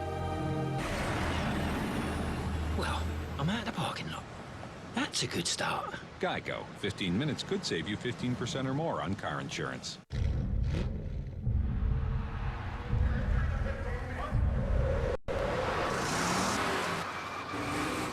Goodyear, driven by those who use the world as their proving ground. Goodyear, more driven. So, Carl, how do you train for a race? Let's go for a spin. I'll show you. Please slow down! Egg white muffin melt, high protein, won't slow you down. Yeah, I love this part. All right, let's go. Hey, let's go. You're killing me! The first generation of 3D TV. It had to get better.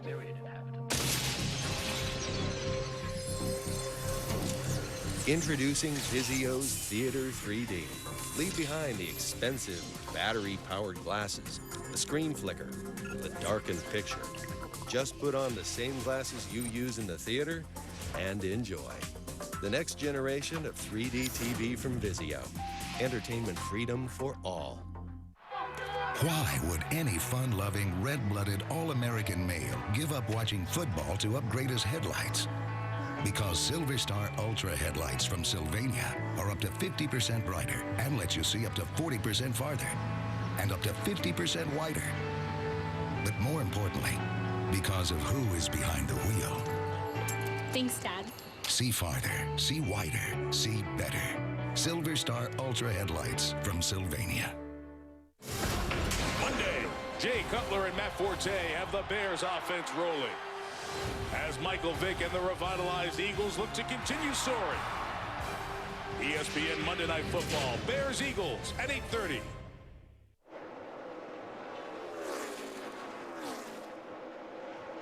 The top 2 in the championship with 3 races to go. Running first and second here at Texas Motor Speedway, 60 miles to go. Tony Stewart and Carl Edwards going toe-to-toe on the track and toe-to-toe for the championship. NASCAR Sprint Cup Series at Texas is brought to you by Jack and Jill, starring Adam Sandler, in theaters November 11th, rated PG. Papa John's. Earn free pizza fast with double Papa rewards every weekend, only at papajohns.com. And the 2011 Ford F-150, built Ford tough. Beautiful sunset here in Fort Worth as the 8th race in the chase for the NASCAR Sprint Cup winds to its closing miles. Jeff Gordon with an early move to pit road here, Doc. Yeah, a moment ago he said, I am done. He lost about 3 or 4 spots on the lap and said, I got to come down, got a left rear. I don't know if they burnt the left rear off of it. They have a left rear tire issue. The good news is everyone else has to make a pit stop as well. Final stop, fill full of fuel, 4 tires. He's away. And now fire on pit road. The gas that they dropped off the car is on fire. And the firemen will run out there and put it out. Fortunately, everyone is away. All right, Doc, thanks. So Jeff Gordon with the early move to pit road. Now on those fresher tires, he's going to be really fast out there, but he's got a deficit to make up by pitting under the green. We'll see how that all balances out as Gordon gains time right now against these guys with older tires. Yeah, he's got the same problem that all these cars that just took 2 tires the last pit stop that they made. These cars have over 50 laps on their left side tires now, and that's more than they've had all day. Here comes Jimmy Johnson. Gordon leading a charge to pit road that starts here, Dave. And they're all going to come. Matt Kenseth just reporting that he's going to be coming in. Jimmy Johnson's car is still a little loose off. Chad Knaus told me it's about where it was before the spin. Not the best today. They'll put their 4 tires on now, Vince.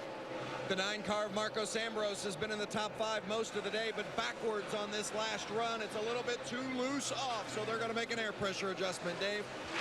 And the 17 car of Matt Kenseth is on pit road, that very first one, and they will make a 4 tire change and an air pressure adjustment. Matt telling his crew chief, tighten me up on exit. On the exit of the corner, he was too loose. All right, Dave, second place has just changed hands. Casey Kane around Carl Edwards. A second and a half behind leader Tony Stewart. 35 to go, Jamie. And you see Dale Jr. in once again. Going to free that up, wipe the grill, 4 tires, solid stop. 12.8 seconds. Way to get it done. Vince? The 29 of Kevin Harvick coming in, making a last-moment air pressure adjustment. It's going to be right sides only, says crew chief Gil Martin. Harvick said, we got to do something. I'm a little bit too loose, but tight through the center. It's a 2-tire change for Kevin Harvick. All right, Andy, Tony Stewart. All right, get back to that in a second. Jamie? And David Reagan, who started on the front row, slipped back quite a bit, took 4 tires on that last stop, and he went backwards. They took 4 again. They're having issues here. You saw the jack stuck. Extra long stop for David Reagan. Doc? Carl Edwards coming in will make his final stop. Remember, these left side tires have now been on for 60 laps. 78 coming down. Regan Smith coming in, what should be his final stop. Great run for the surprise winner at Darlington to right side tires on Regan Smith. They will make a 4 tire change as well and fill it up with fuel. Final stop there. Jamie. And Tony Stewart 10 away. The countdown begins. Gives up the lead. They're saying 4 tires here. Of course, he took right sides only last time around. They called for left side wedge. We're going to have to wait and see if they're going to get it done here. They put on the left sides. Nope, no adjustments here for Tony Stewart, Doc. 4 tires for Carl Edwards. And tighten me up just a smidgen here. Final tires. Remember, the left sides have been on for 60 laps. He is down, and he will follow the 14 back off of pit road. Dave. Casey Kane is on pit road. They won't make any chassis adjustments. The car is right about where he wants it. They will make a 4 tire change. So even though they had some of the freshest left side tires, they're going to replace them and hope they have enough time in car to get back to the front. All right, so now Kane coming down the pit lane at the speed limit. 45 miles an hour while Tony Stewart is up to speed on the track. We'll see how they come together off the exchange of pit stops. Stewart coming to the start-finish line. Kane just exiting the pit lane and beginning to accelerate.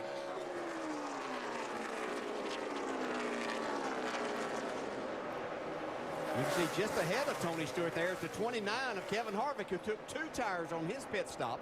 So a little strategy involved there for Kevin Harvick. I thought that might be an opportunity for Casey Kane, too, but it's just too many laps left. I think Kenny Francis thought that they would be better off with the 4 tires. Their car is really fast right now. So Tony Stewart up onto the racetrack ahead of Casey Kane. Jeff Burton is the leader. He has not yet pitted in this cycle.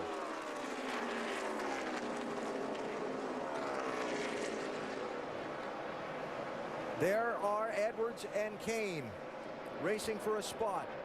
What will be second eventually when the cycle of stops runs through.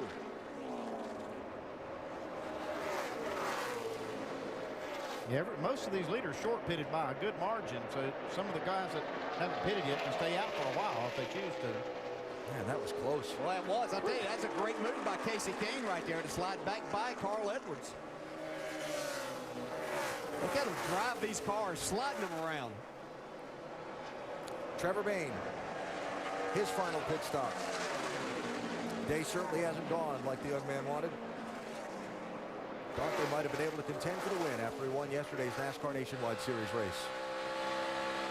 Edwards with a run on Kane. Going to kind of depend on where Kevin Harvick goes here. Casey Kane might be able to use him as a pit. And that is for position, by the way, with Harvick. That's 10th, 11th, 12th. As we're in the middle of a cycle of green flag pit stops. Looked like Carl had his hands full there. I tell you, they're really driving. We talk about them driving the wheels off these things a lot. They are doing it right now. This is some of the fastest laps they've run all day. All right, so let me just set the situation. We've seen about a half a dozen cars not pit yet. Jeff Burton, Ryan Newman, Mark Martin, Brian Vickers, David Ruderman. Add to that half dozen. Brad Keselowski, Denny Hamlin, and Kurt Busch. Those 8 have not pitted yet in this cycle. Then Tony Stewart in 9th place, followed by Kane, Edwards, Harvick, Kenseth, and Jeff Gordon. Greg Biffle just getting back on the lead lap by passing Jeff Burton a second ago. Biffle on the fresher tires has already made the pit stop. When are we going to see Jeff Burton on the pit lane and these other guys that haven't stopped yet? Could be pretty soon. Jeff Burton slowed down quite a bit. He was 32 seconds last lap, which is quite a bit slower than these other top runners. And at this point, on the older tires, he's just left to hang out there as long as they can and hope to get a caution. Yeah, you've played your strategy now, so you can't just jump in and change it all of a sudden in mid-cycle, can you? Well, that's the thing. You know, if he pits now, he's going to go way, way back. And if the caution would happen to come out now, you know, he would have the lead, but he would still have to make the pit stop. Ryan Newman was 2 laps down earlier in this race. Took a wave around twice after he had to pit. After a green flag stop again for a vibration. He's come back from 2 laps down. Big week this week for that team. New sponsor going to be on board that car for a number of races next year. Quicken Loans. Yeah, big help to Stuart Haas Racing there, signing on a new sponsor that hadn't been involved in the sport. So nice for Ryan Newman and for Tony Stewart and that whole organization. And Mark Martin up to 3rd. Again, not yet having made the pit stop in this last cycle. When will we see the 5 car on the pit lane? Last stopped at lap 271 for Mark. How about the leader, Dave? Well, you guys already talked about the strategy that they've laid out. This is the only thing they can do. But it's a shame because they've driven this car into the top 10 after taking a wave around earlier and then having to repair it. He hit the front end so hard at one point that they broke the ductwork away from the radiator. It was overheating. They got it partially repaired, and he's been able to drive all the way up to and then stay out and lead this race. But needing another pit stop to make it to the finish. Jeff Burton, the 2-time winner here at Texas Motor Speedway. Jimmy Johnson trying to get back on the lead lap by passing that 31 car. Johnson in 18th spot right now.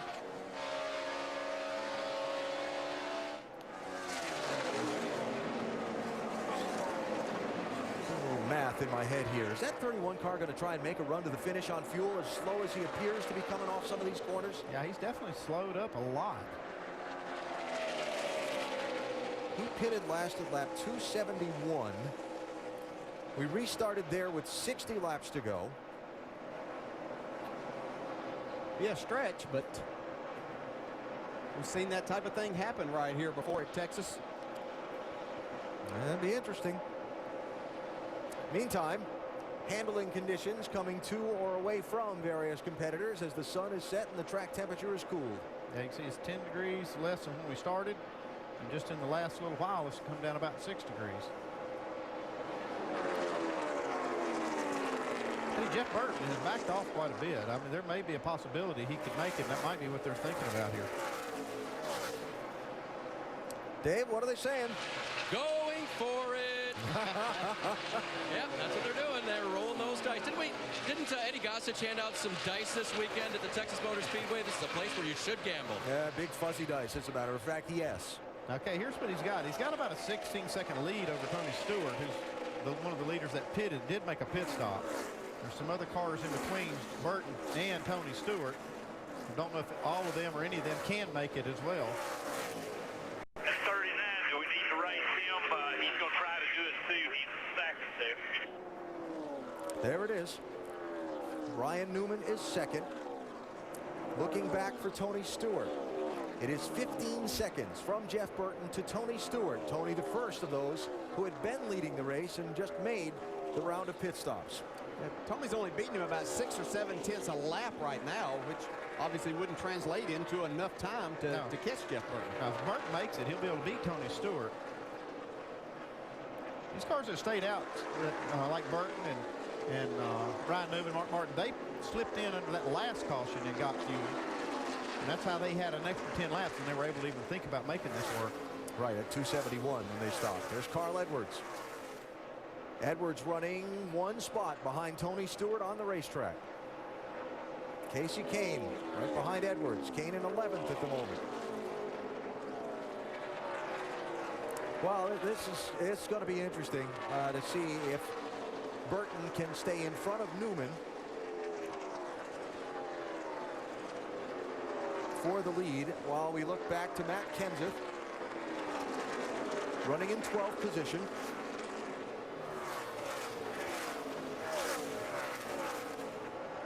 All these cars having stopped under the green a little bit ago. Greg Biffle next in line, showing 13th.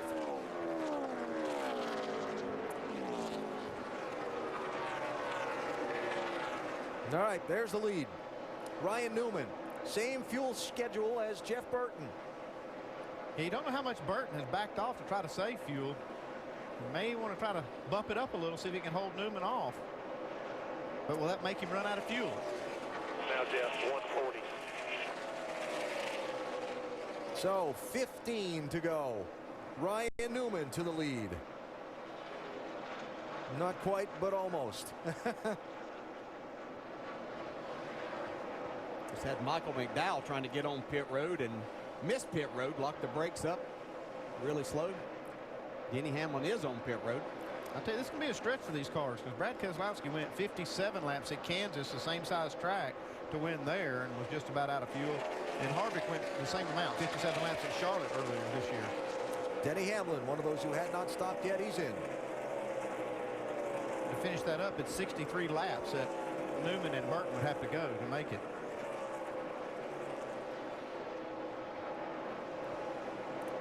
That moves Tony Stewart up to 7th. Stewart 11 seconds behind now. This for the lead between Newman and Burton. Now let's talk about this saving fuel thing just for a second in a little further detail. These guys all know, the crew chiefs and the engineers, the mile per gallon that they get at a certain lap time. They have that all calculated out. So Burton and Newman are trying to race for the lead, know the pace they have to run to make it to the finish on fuel, and watch back to Tony Stewart and make sure they can stay in front of him. There's Michael McDowell in the 18 car.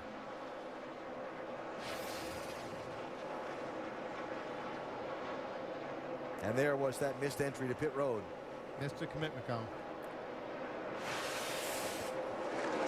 So McDowell back underway and running 3 laps down in 32nd spot in his sub for Kyle Busch today. So all those things at play here in this whole scenario of how this is going to finish, Andy. Well, the problem you got right here is these two guys are racing each other pretty hard and are going to run each other out of fuel if they keep running that hard.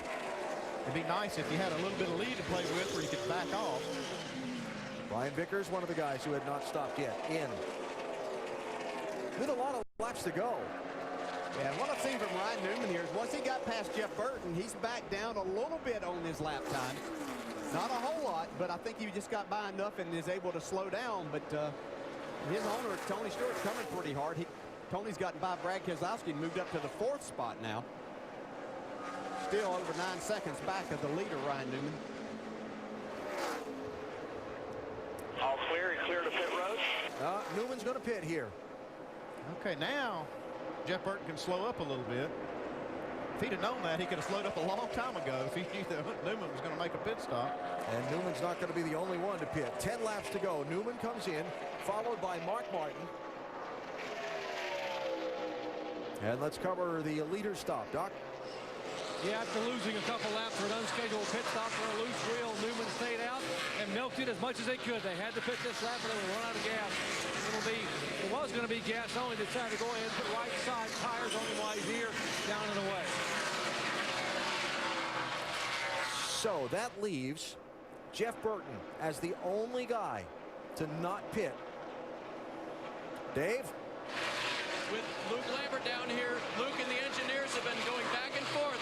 Luke, how close is it going to be? Going to be really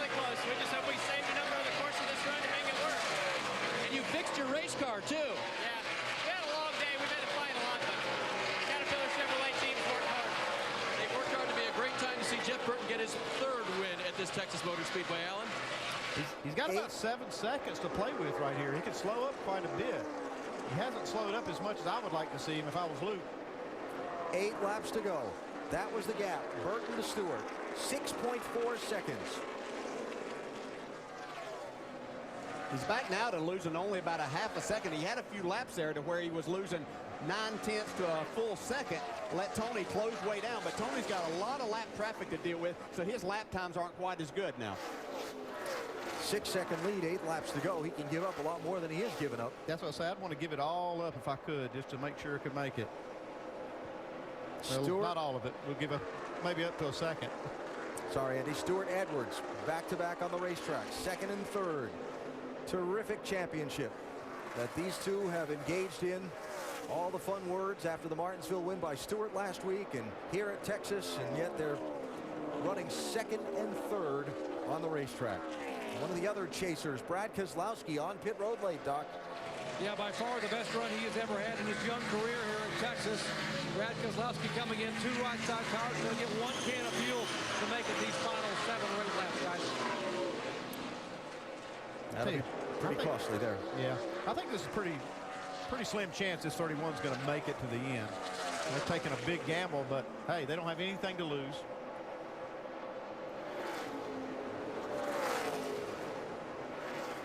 There's Kim Burton, his wife. Do the math for me. Do the math for me. Oh, she's nervous. Too far, man. We get above a half. I'm out. I'm out. Oh, I'm out. that's it.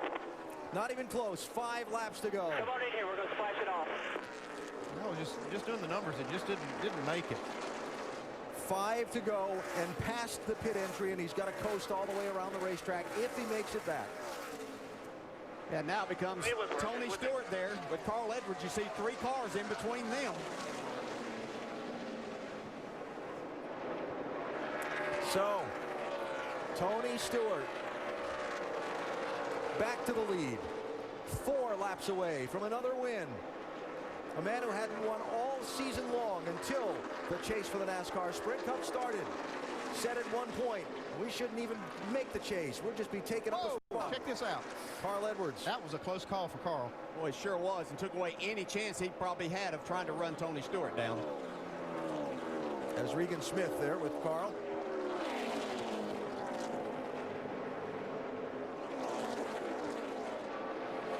Stewart dominating this race.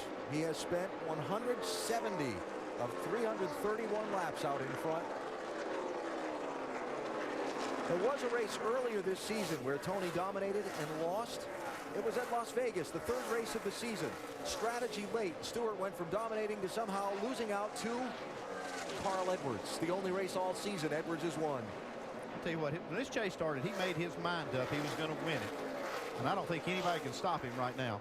Yeah, I'm pretty sure I'm not the only one that didn't see him winning 4 of the first 8 races in the chase, right? I didn't see that. Okay, I'm just checking. I didn't think a lot of people saw that, but boy, how dominating has this been? It's going to be twice he's been back-to-back victories in the chase if he can hold on here for a couple of laps.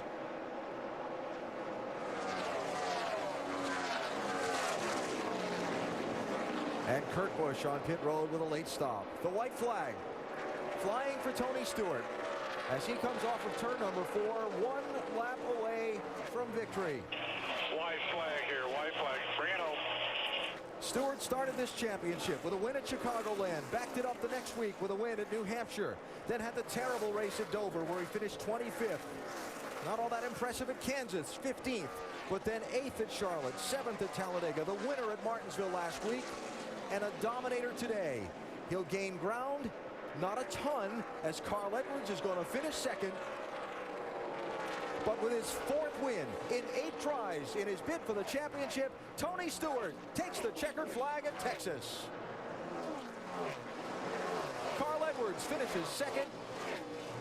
And the championship goes on to its final 2 races with the top 2 separated by 3 points. 3 positions on the racetrack. It's going to be fun. How good is that, though? With all the talk and everything that happened.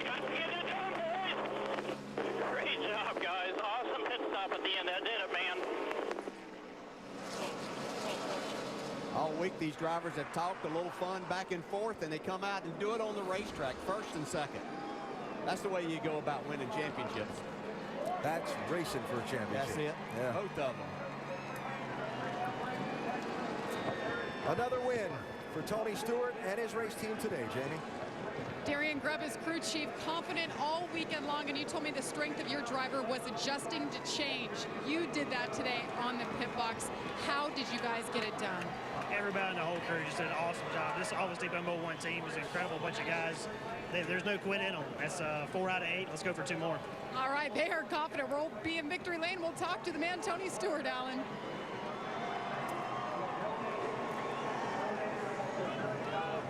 All I can think is, wow. Yeah, and I want to say also, that's as much for Carl Edwards running second, and these two guys, after the words after Martinsville, and after they came to the track here in Texas, and there were billboards in town picturing the two of them going man-to-man for the title, and the boxing gloves that the promoter Eddie Gossage was toting around, and the robes, the boxing robes, for these two slugging it out for the title. It's one thing to put it out there and throw the smack down. Tony Stewart backed it up. Yeah. Now, I know the checkered flag just fell, guys, but let's not forget the big unknown of Phoenix Raceway next week with the reconfigured track and new pavement there. Anything could happen. And I think race fans know that because they've sold out the grandstands at Phoenix. Glad we got good seats. And they have some hillside seating there on the desert available. It's going to be a great race. Another smoke show at Texas. Tony Stewart, his 4th win of 2011, tied for the most this season. He didn't even get his first until the championship chase began. We go NASCAR Nonstop, presented by Nationwide.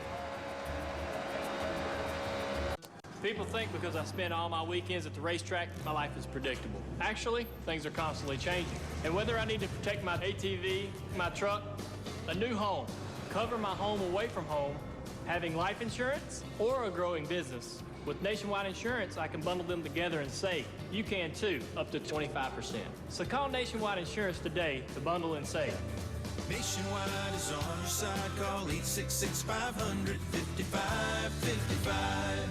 As a fan of the NASCAR Sprint Cup Series, I want to get as close to the action as I can get. One way to do that is to use the NASCAR Sprint Cup mobile app for my HTC Evo 4G. Another way is to hide in the back of Carl Edwards' car. Yeah, Carl! Whoa, we're getting ramped! Get unlimited access to the chase for the NASCAR Sprint Cup with highlights, news, and more. Truly unlimited data, only from Sprint. This is not as safe as I initially planned. If you're going to build a fuel-efficient car, the first thing you gotta do is make a car that's worth building, that has all the luxury you'd expect. Then you put in an 8-speed transmission that gets 31 miles per gallon. That combination of luxury and efficiency only comes from one place in the world. Now lease the 2012 Chrysler 300 for $339 a month for well-qualified lessees. Walking my way, it's just how I want to do it. Changing up my mind, it's just how we're gonna do it. Turn your world upside down with Gillette Fusion Pro Glide, because you can shave against the grain with comfort. Fusion Pro Glide's microcomb guides hair for its thinner blades to cut close effortlessly. Get against the grain closeness comfortably with Gillette Fusion Pro Glide. This copyrighted telecast may not be reproduced, retransmitted, or used in any form without the authorized written consent of NASCAR Broadcasting. NASCAR would like to thank all of our loyal fans for your continued support, and we hope you enjoyed today's broadcast.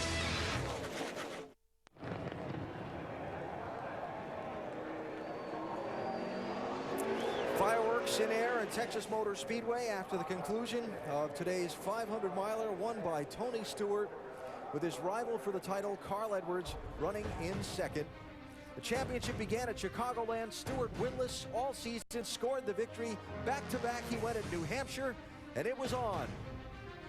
Then after the wild and woolly Sunday a week ago in Martinsville, where Stewart came out on top, he said, "You better be worried, that's all I got to say. He isn't going to have an easy 3 weeks."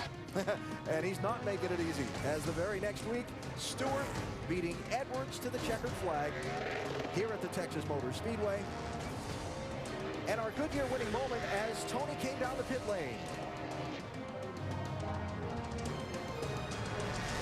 Tony said that's the way it's supposed to be, and Carl said it's going to be fun.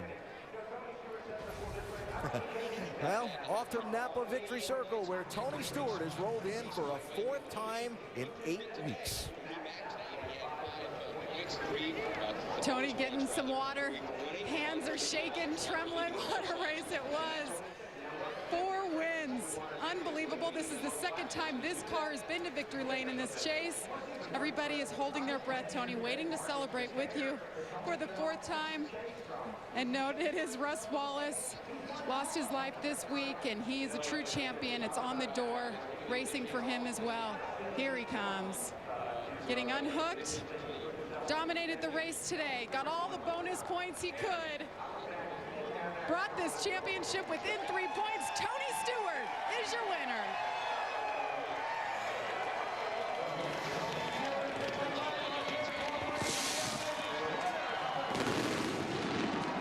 All the pageantry, the confetti, Eddie Gossage doing a great job here. Tony, the guys in the booth said, you made up your mind. You're going to win this championship.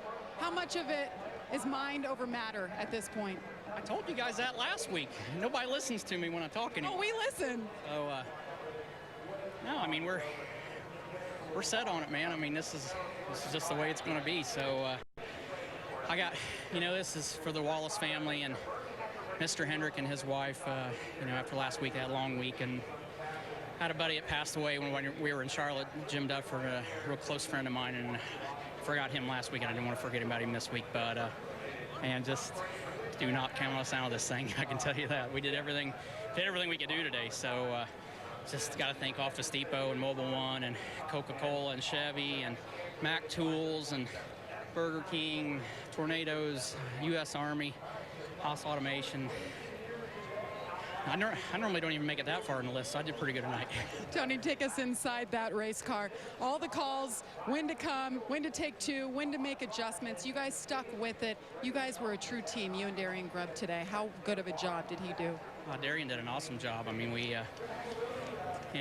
it's hard to know what to do from in the car, and he's made the right calls the whole chase, and it was like we told DJ on that restart, if I could get the restart on him and get ahead of him, I thought we could stay there. So that was the difference, and the guys had an awesome pit stop at the end. I mean, if they wouldn't have had that pit stop, we wouldn't be here. Tony, nobody has ever gone winless in the regular season and come out and won the championship. You were on your way. 3 points within Carl Edwards. What do you have to say to your competition this week? I don't think we have to say anything. I think our performance today spoke for itself, so he knows already, trust me. All right, there you have it. 4-time winner in the chase, Tony Stewart. Let's go over to Dr. Jerry Punch. And still the points leader, but the runner-up today, Carl Edwards. And Carl, first of all, what did you say to Tony when you stuck your head in the window when he came by? I just told him good job. He did a great job today. Those guys stepped it up. And I'm proud of my guys for hanging on and for still having the points lead. At the end of the day, we're going to the final 2 races. And although we'd have loved to have won today in our Aflac Fusion, to be 3 points ahead and then to have the 3rd and 4th place guys farther behind, it looks like it's truly going to come down to Tony and I, and that's going to be a lot of fun. Where'd you guys come up a little bit short today? I know you battled some right front tire issues, but late in the race looked like you had a car that was going to be able to stay in front of the 14.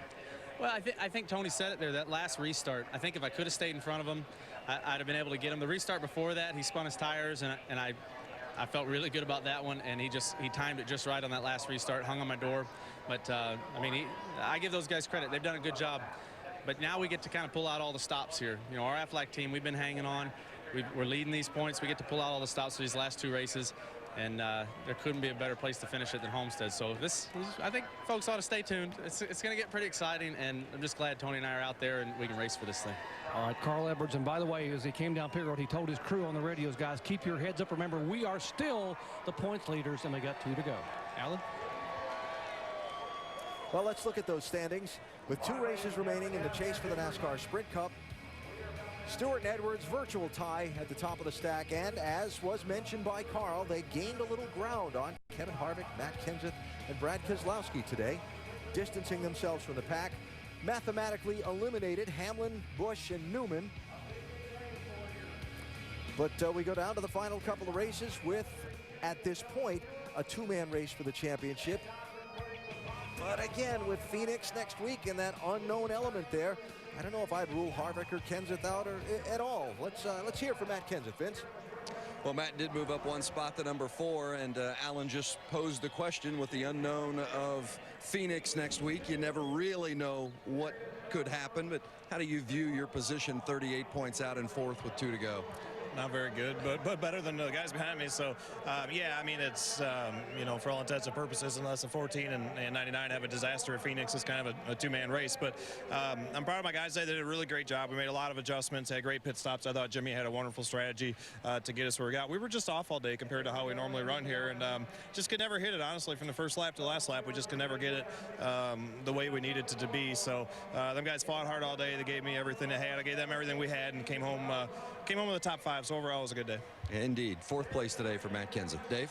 The guy who finished right in front of him, Casey Kane, the best non-chase finisher, 4 out of the last 6 races. And I heard you say, coming in safe for a little side bite, this might have been yours today. Yeah, we were really close. Had a battle really hard with Tony and Carl, and, you know, they're trying to get every point they can, and I wanted to win really bad today. I thought our Red Bull Toyota was right there. Just Tony was a little better at the end, and even